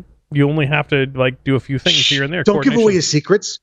Yeah, somebody tested that theory where they interviewed and got, I think they got up to 5 or 6 jobs, and they were hiring people offshore to do their jobs for them. And they even had a camera this is back in the days of physical RSA tokens, and had a webcam pointing at the RSA token so that they could log in. Yeah. I remember this. Yeah. And they got, I think they made it wasn't even a year. It was 9 months with 5 different jobs that they were getting paychecks for. But before they got caught. Hey, 9 months at a $500,000 salary is pretty good. But think about it, your job. It was more than $500,000. Of your course, job could literally be just commiserating with your employees on Slack, like your coworkers on Slack. Yeah, I mean, you can quiet quit for 9 months and totally rake it in, right? As a developer, yeah, I mean, a big company, yeah, I could see that. I think we've all seen that. All your commits need to be to the README. Right? There you go. Put in my commits. Yep. Taking out spaces, putting them back in. Oh, boy. There's actually do you know the subreddit Overemployed? No. But I think I'm about to. There's a subreddit Overemployed where people not outsourcing their jobs, but there's people who are deliberately getting job, J1, J2, J3, job 1, job 2, job 3. And they literally share excuses. If somebody books from J1 and J2, book a meeting at the same time, here's an excuse you can use. I had a bathroom emergency, my kid, blah, blah, whatever, to get out of one of the meetings. But as long as you do your job, they don't care. Now, a company, Wipro, WIPRO, Wipro, just fired 200 people for having other jobs. And so there's advice on how to set up your LinkedIn and all sorts of things to do it. Crazy. Meanwhile, I'm an entrepreneur. I'm I just put them all on the LinkedIn. What's the big deal? Yeah, exactly. It's I'd argue that I have currently 3 jobs. I have my $ day job, and I have podcast. The difference is you've disclosed to all of those jobs that you have those other jobs. And I teach that's the big difference. Yeah, that's the big difference. Everyone knows. Yeah, it's all in the open. Absolutely. Which is fine. Yep, absolutely. Legality. Yeah, just simple stuff. Full disclosure. The other one that I thought was fun, Paul, if I may be so bold, was my story number 2, which it wasn't so much a story, but it's a dump of information, which is known as the Getting Started with the Tesla Bluetooth API unofficial. Mm-hmm. Undocumented APIs are always fun.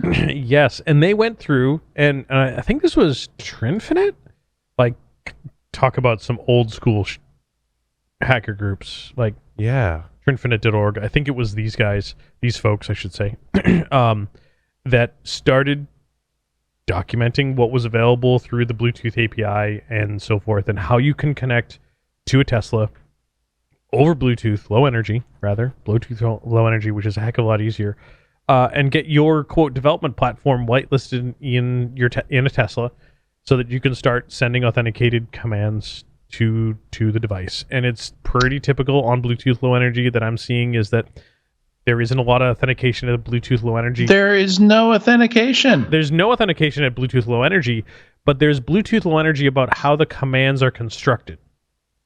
Meaning the data you're sending. I thought you had to pair. I thought authentication was a thing and you had to pair. So authentication for pairing, yes.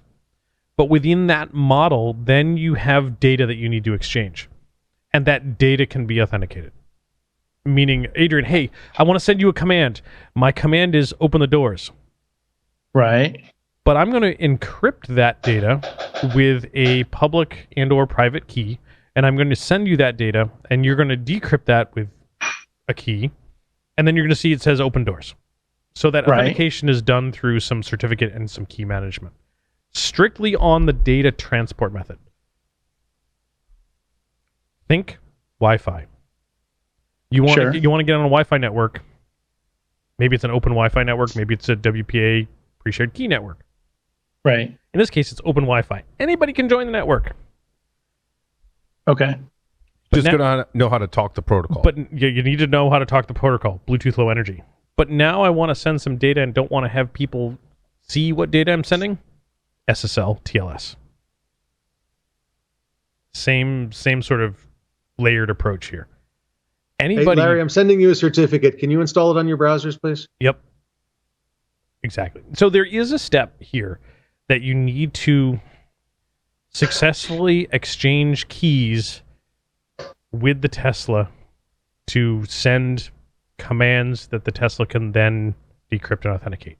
Nothing to do with Bluetooth low energy. Right.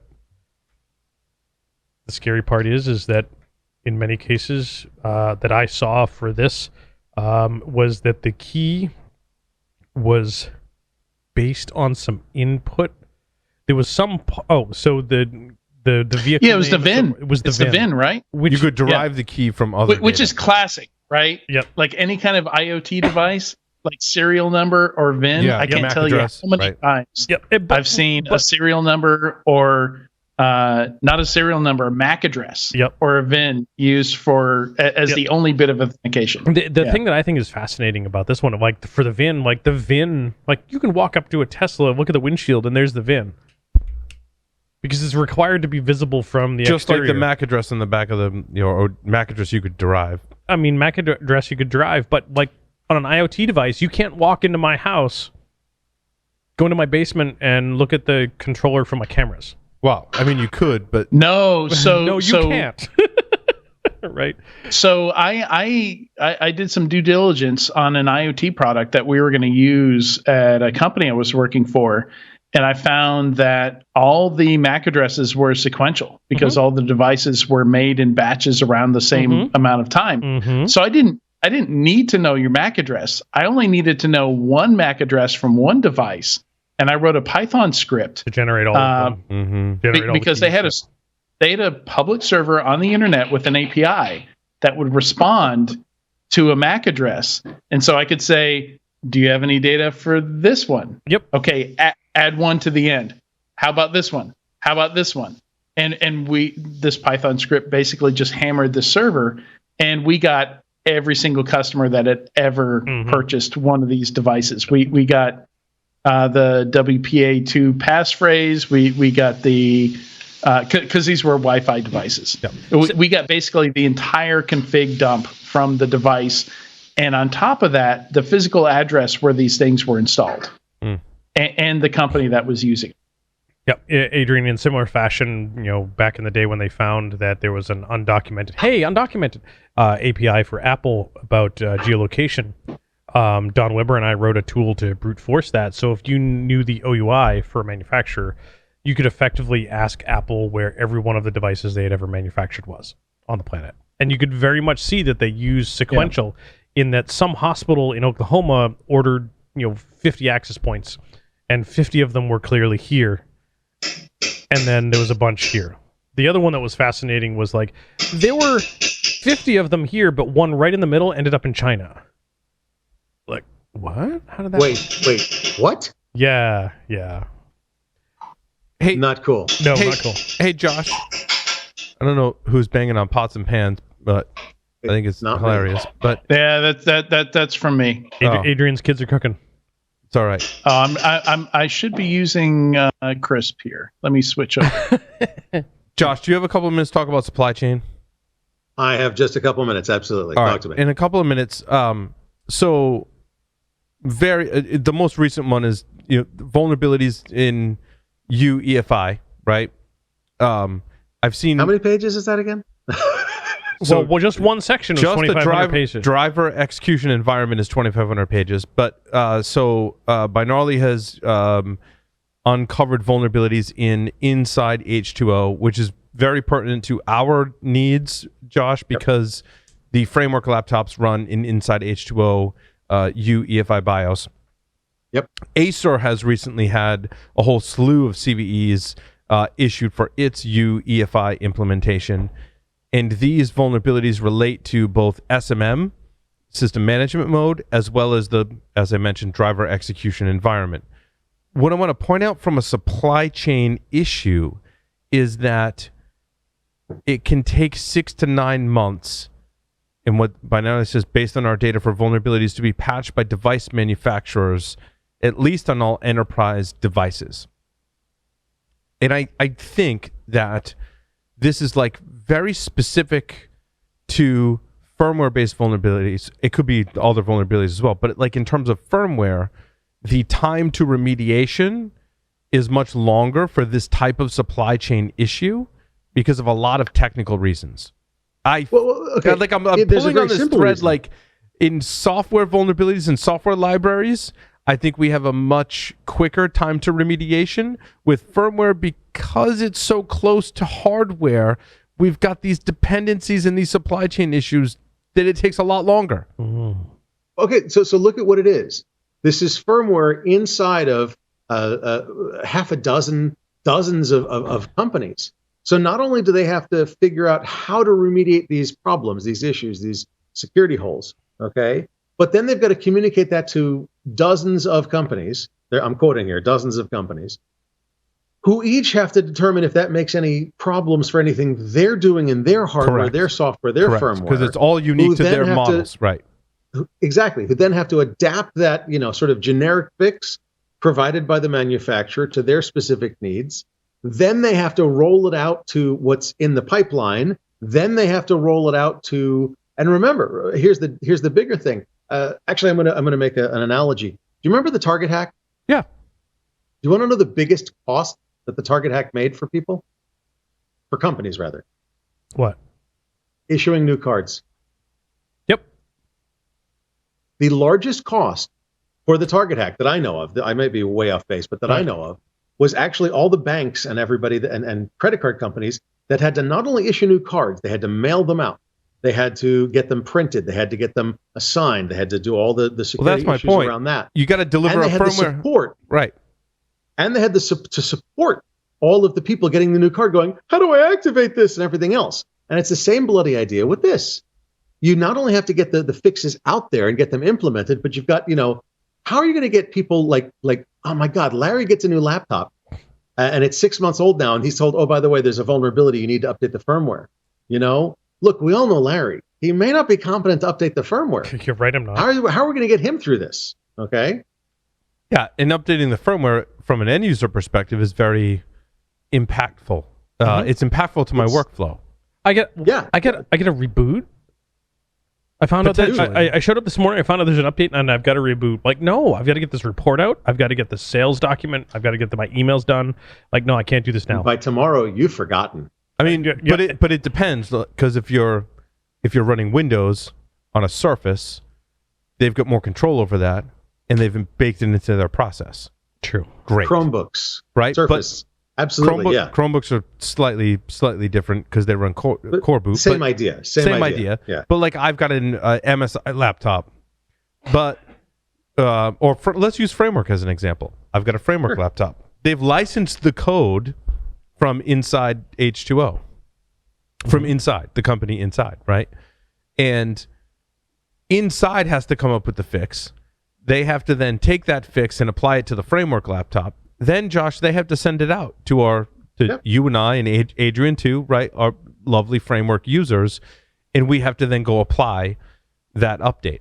And that whole process, up to the point where they deliver it to us, can take 6 to 9 months, because the impact is, if they get it wrong, it could brick my machine.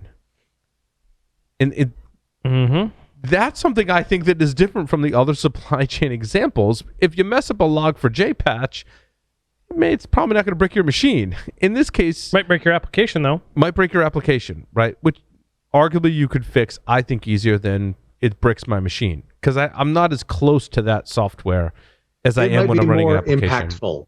Yes. If an application bricks, an e-commerce application bricks, and it's a $500,000 a minute e-commerce application, it's slightly more impactful than your few $1,000 laptop. It's more impactful to you about your laptop, right? But it's more impactful in terms of just dollars and cents to have that e-commerce application brick. And but in a larger manufacturer, you've got multiple models.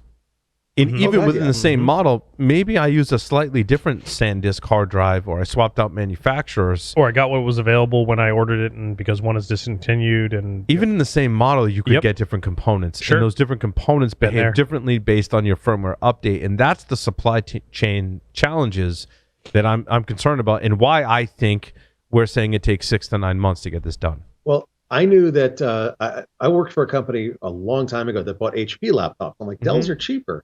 Like, yeah, but we get with HP, when we buy the model that we buy, 2 years ago, we buy the model that we buy today, and it's the same model, we get exactly the same components. The same drivers, the same everything. We are consistent across.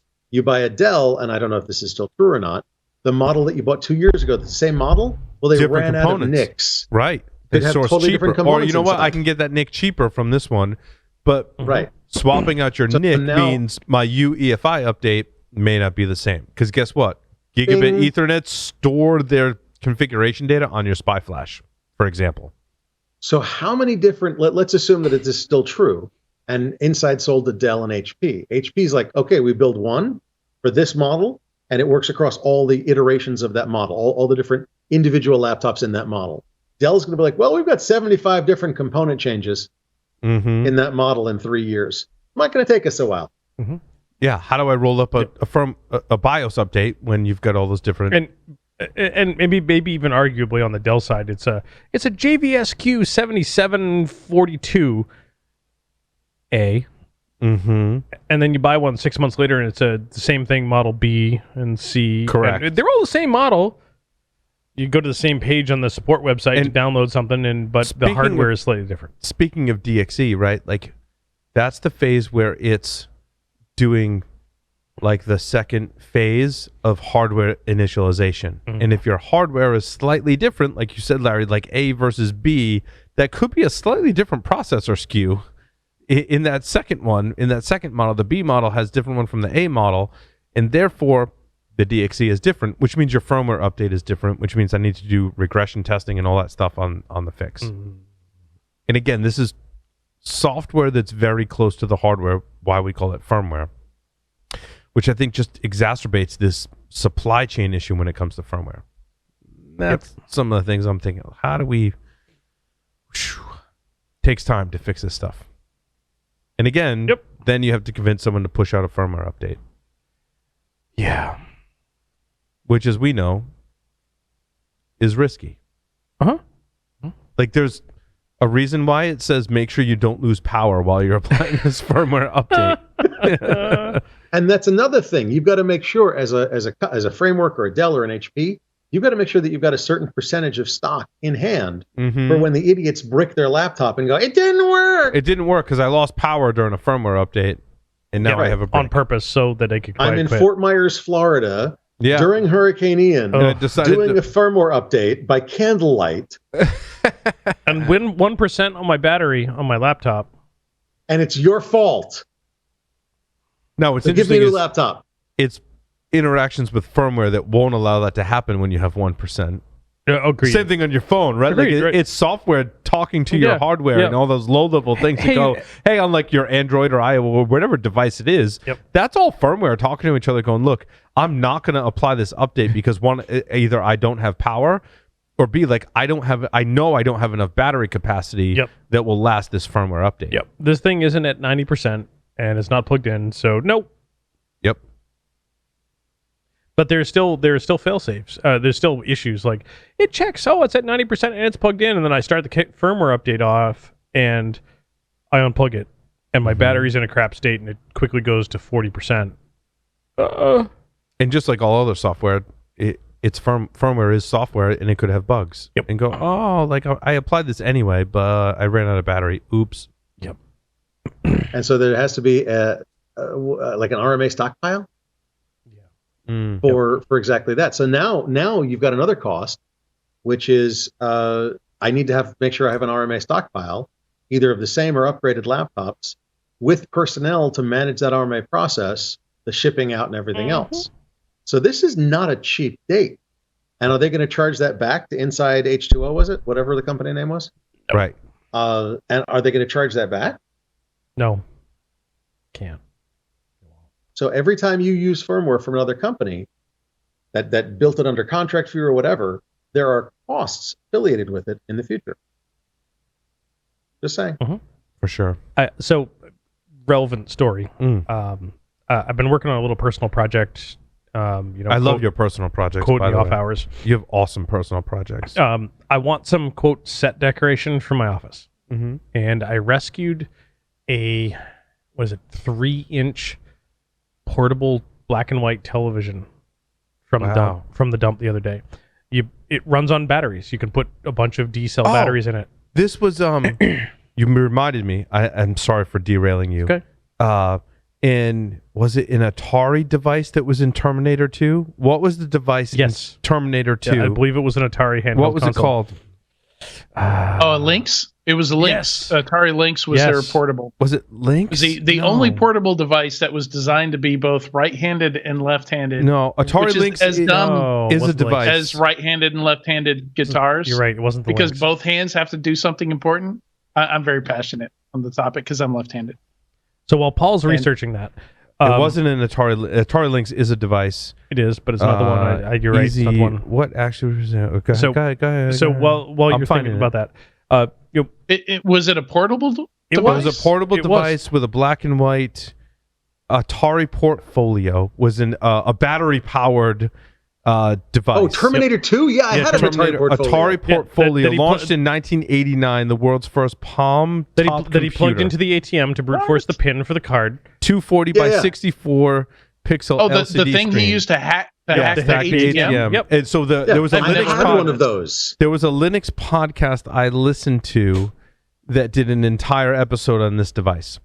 And it was fascinating. I've never heard of this. Destination Linux episode 296 is titled Jill's Treasure Hunt. And she talks all about how she actually they have this device on the show, and when they open the screen and close the screen, it makes a creaking noise because that's how old the device is. And they talk all about how this had expandable memory cards. So, it's really cool. Similar type of thing. I rescued this 3-inch black and white battery powered TV that you can power off of AC and you can that stuff. And I'm powering off of 12 volts because that's a little safer. Because wall wart 12 volts, you plug it in the thing and it works. And I turn it on, it starts and it powers up and it works. And I cleaned it up a little bit, and I want set dressing for my office. And my thought was, I'd love to be able to play movies or vintage 1980s television because it's from the 1980s on this device. And I clean it all up and I get all the tape and the gunk off of it, and the little shroud around the screen is broken, and it's broken in a curved fashion. So I get out the Dremel and I Dremel that nice curve out, and then I take the other side that is perfectly fine and Dremel that same nice curve into it, with a pattern, with a pattern, whatever. And I built this, so I find that there is I can definitely transmit to this stuff with a HackerF. But I don't want to transmit analog television in my office via a HackerF all day, every day. I'm like, how can I connect this to the antenna input? And I find out there's a project called the PyMod 0. You could glow in the dark. Exactly. And I don't want to glow in the dark. Like, takes years off my life. A PyMod 0 that effectively can reproduce an NTSC analog television signal. You plug it right into the coax and it works.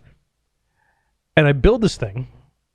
I order it from Crowd Supply. I put it on a Raspberry Pi 0W, and you have to solder header. Explain this to me. The Raspberry Pi Zero allows you to take a coax connection and output to a black and white screen? It is a shield for the Raspberry Pi Zero. Yeah. The Raspberry Pi Zero is your computing device. Like a hat? Like a hat, yeah. And you plug it in. And you have to put on, the instructions are, solder on the header onto the board that you received from Crowd Supply, and solder on the header onto your Raspberry Pi Zero W, because they don't come with the headers installed like the traditional Raspberry Pi do. Solder to the header and then solder the hat to the header.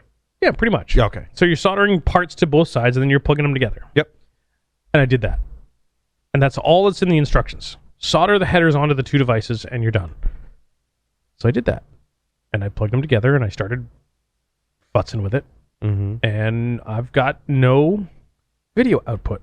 It says, oh, you plug this thing in, you connect it to coax, you turn it on, you should have video output.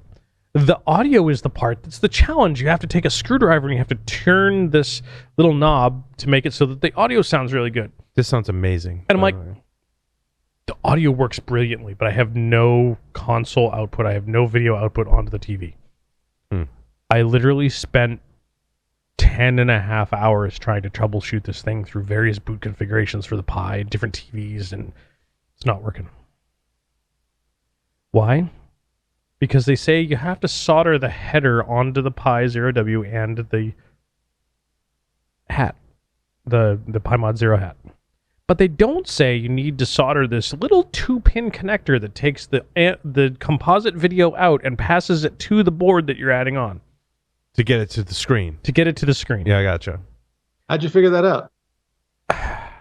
After 10 hours. At 10.5 hours this morning before work, I was reading about what devices had analog composite out, and they said that the Pi 0W has it on an unpopulated header labeled TV. And I grab my Pi 0W and I go, sure as shit, there's an unpopulated header that says TV, and on the board there's these 2 pins that these 2 holes that line up with it. And I'm like, and in the bag there's this other header, and I'm like, son of a. Even better. It's so hackery. I love it. Even better. This morning I filed a GitHub issue with this well-documented thing about how I went about troubleshooting and why it's not working, and all the changes that I did between different Pis and different TVs, and an update realizing, hey, I just noticed this thing, and oh yeah, by the way, there's this switch you can change from channel 2 to 3 and it doesn't make any progress. And then the final one was, damn it, I realized you have to put this header on, and I put this header on and it worked beautifully. Thanks. So you got a coax. Yeah. From what's feeding the coax? The Pi. Yeah, but what's your video source? Whatever I play with VLC. VLC from what, on the device? On the device. So the Raspberry Pi Zero, instead of attaching an HDMI monitor to it, you're attaching a television via coax.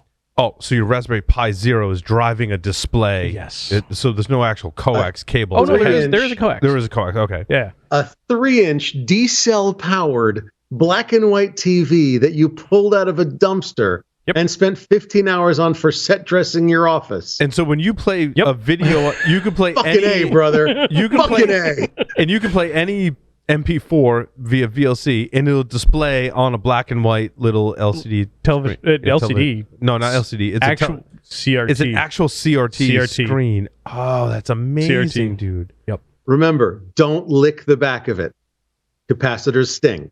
Yeah, you mean don't lick the back of the tube. Yeah, don't touch it with your fingers either. So it's an actual tube screen. Oh, it's a tube. It's a tube screen that I in a TV that I rescued out of the dumpster. Oh, so you have a TV screen attached, just to like this. that thing right there. I got you. Okay. Just like that thing. That's an actual tube screen.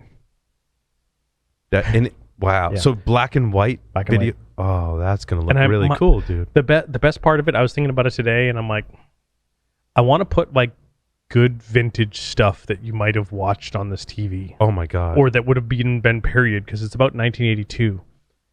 And I realized the first three What was things made that I'm in gonna, 1982? I'm going to put the first three things that I'm going to put it on are episodes 1, 2, and 3, and then I'll add to it from there. Episodes 1, 2, and 3 were early 2000s, though, were they? I'm sorry, episodes 3, 4, 5, and 6. 4, 5, and 6. 4, 5, and 6. 6 might be a little too late, but Yeah, it's close enough. 84, yeah, sure, okay. Close enough. Close enough. That's awesome. Like, I mean, conceivably, you could have watched it on What would TV. Star Wars look like in black and white? That's cool. On a 3-inch TV, on a 3-inch TV. the scrolling text that goes by will be like, Pew, pew, pew. Obviously, I'm going to leave the sound off because, well, that'd get annoying. That's amazing. Fast, but Well, we're on a rant. Have you guys watched Andor yet? no, I haven't. It's on the list, and I hear it is amazing. And when I saw the previews for it,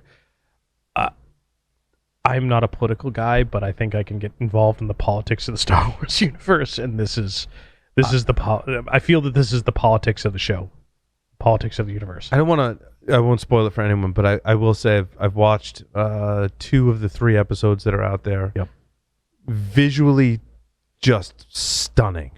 I mean, you are immersed. Josh. You are Josh. Thank you for sticking around. You stick around even later than you pledged, so thank you. Hugs. Talk to y'all later. Bye. Visually stunning. Like, if you pay attention to all the little details in the Star Wars universe when you watch Andor, you will be delighted. Awesome. Like, just the attention to detail, I can appreciate in this. I'm like, holy crap! It's really, really important for Star Wars. It is like they nailed. I mean, they didn't. Some of the other aspects, I'm like, but like you can get they've got 40 years of nerds to criticize it. Yeah, they've got to get it right. Exactly, because like the story, I'm kind of like, whatever. But like when I watch it, like it's hard for me to even pay attention to the story because I'm like, oh my god, like the amazing attention to detail in every single shot is. I mean, it's very Star Wars to do that. I mean, if you watch the documentaries and how they created the original, all the Star Wars movies. Oh yeah, there was that from the very beginning. A huge amount of attention to detail on how every shot was looked, and they nailed it in every single shot. Andor is like the modern version of that. I'm like, oh wow! So we get down that route. We're headed to Disney, hopefully, in about 2 weeks or so. Disney did a good job recreating that in Galaxy's Edge too. Like it feels like when I watch Andor, I'm like, if I was physically in Galaxy's Edge, it recreates that feeling for you of being in Star Wars. They do it, and they do it at a scale that will stand up to millions of visitors a year, and it's amazing. Won't get abused. It's amazing. So we're going to Disney in a couple weeks, and like the kids refer to when we go to Hollywood Studios and we go to Batu of Daddy's in his home planet now. Yeah, that's what right. Like, and so they'll be like, because Shannon, my wife, will be like, I want to go ride rides. I'm like.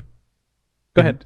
Of all the times we've been there, I've purposely taken a time out and gone, you go ride your rides. I just want to I'm gonna sit. I want to be in Galaxies. I want to be in this Star Wars world. I want to just go explore every little nook and cranny. If you want to have fun, it's Batu. And there's Batu East and there's Batu West. East is Disney World, West is Disneyland. So we're going in a couple weeks, and I found this amazing thing called bounding. So bounding, instead of cosplay, in cosplay, you go dressed up as a known character. Sure. And Disney frowns on that because they don't want you to impersonate cast members and all that type of stuff. But bounding is where you create your own in-universe unique character. So we're all bounding. That's awesome. Going there this year, and it's like a cosplay costume. And for me, like, the level of detail that I'm going to this costume, and we tie this back to some of the original folks that did the level of detail, like Adam Savage was on many of these movies for some of the new stuff, and the level of detail about how they did weathering. And I've watched all of his stuff about weathering, and my costume is employing so many of the techniques that I learned from Adam about weathering and thinking about where and dirt and stuff happens. Right. Like, you get Savage that in Andor. You get that in Andor too. Like that, they definitely paid attention to that when they did Andor because it looks natural and weathered, like it's in it. Actually, like Josh was saying that you spent like 12 hours for set dressing for your office for this thing, and I'm like, Yeah, I've got about 10 hours into a water bottle that goes for my bound. Right. Yeah. Yeah. Right. And I'll after the show I'll show you some pictures of the water bottle. But and now, like, I started getting into it, and now we're 2 weeks out, and everybody in the family's like, we want a bound too. I'm like, your bounds aren't going to be as good, but you got to spend some time. Yeah. So we bought water bottle because everybody saw my water bottle and they were like, that's amazing. So now that but the thing is that now that I've done the technique once, it's easier the second, third, and fourth time. But I feel like it's also like things we do in the hacker world and things we do in technology as well. Like the more attention you spend to those details, that not everyone's going to spend that amount of time on those particular details. I feel it's the same thing we do in a pen test. Like we kind of pick on those little details that other people kind of gloss over, right? Like, I'm going to spend an exorbitant amount of time on this one little tiny detail, right? Like making sure this one little sconce inside of the home of wherever we're going, like there's 12 hours of 3 people that spent on that one sconce. As an example. As pen testers, we kind of do the same thing. Like we're going to spend that 12 hours on that one little tiny detail that you probably just glossed over and didn't even think about. And we spent 36 hours on this one part. 3 people, 12 hours apiece. Like making this one sconce on a wall inside of a home. And it's this one field on a web app. Yes, exactly. And pardon my French, we fucking nailed it. Right. And now we get database access. Correct. We've got all the credit card numbers. Correct. And I appreciate that when I watch Star Wars, especially because I know, like, when I look at that sconce, someone has spent an exorbitant amount of time to make sure that fits perfectly. I mean, go ahead, Adrian. It's one of the things I loved about the original Lord of the Rings. Is the fact that Weta actually made all that armor. Like they made all they had an armory shop from scratch. Yeah, absolutely. And it's crazy. Through all of that, like amazing stuff. And so mom. Go ahead, Adrian. My mom is an artist, and she used to make props for restaurants. So somebody hired her, gave her the original antique, and she would make copies of that antique because it would be a franchise restaurant. And as part of the decors, they'd have all these antiques, up around the restaurant. Yeah, and so she would go to Home Depot or Lowe's or whatever and buy new plywood and basically make it as if this antique was new. And then she'd take it out back in our backyard and beat the shit out of it. Right. Yeah. Right. and go through, she had these whole processes she'd go through to make it look weathered, make it look old, make it look like the antique. You think about how people use that for 50, 60, 100 years. Have you guys watched the Light and Magic documentary on Disney Plus? Not yet. No. Make sure you do that. Make sure you do that. Okay. Yep. Along the lines of what we're talking about. And we're getting way off the rabbit path. Off the rabbit path. But are we still doing a show? Are we still recording? I think this is the reason why, in my opinion, Disney picking up the Star Wars franchise was brilliant. Yeah. No, agreed. Because the level of detail that Disney goes into is amazing. And they're committed to making that experience immersive. Yeah, they get it. Yeah. Yep. And I will also say, we've also done Universal Studios in Disney while we're down in Florida, rather. Yeah. Not in Disney, while we're down in Florida. And in some of the cases, the immersive experience, like we focus specifically on the Harry Potter stuff. They did a great job with the immersive experience for any of the Harry Potter stuff is so much better than Disney. But think about the scale in which they do it. Right. Universal Studios has 1 park. Disney has what? 11 across the planet. I mean, still, I'm a fan. Way off the rabbit path. Way off the. Again, we're gonna end the show. Hey, thanks everyone for listening and watching to this edition of Paul's Security Weekly. Larry, take us out. Over and lightsabers. Pew pew pew.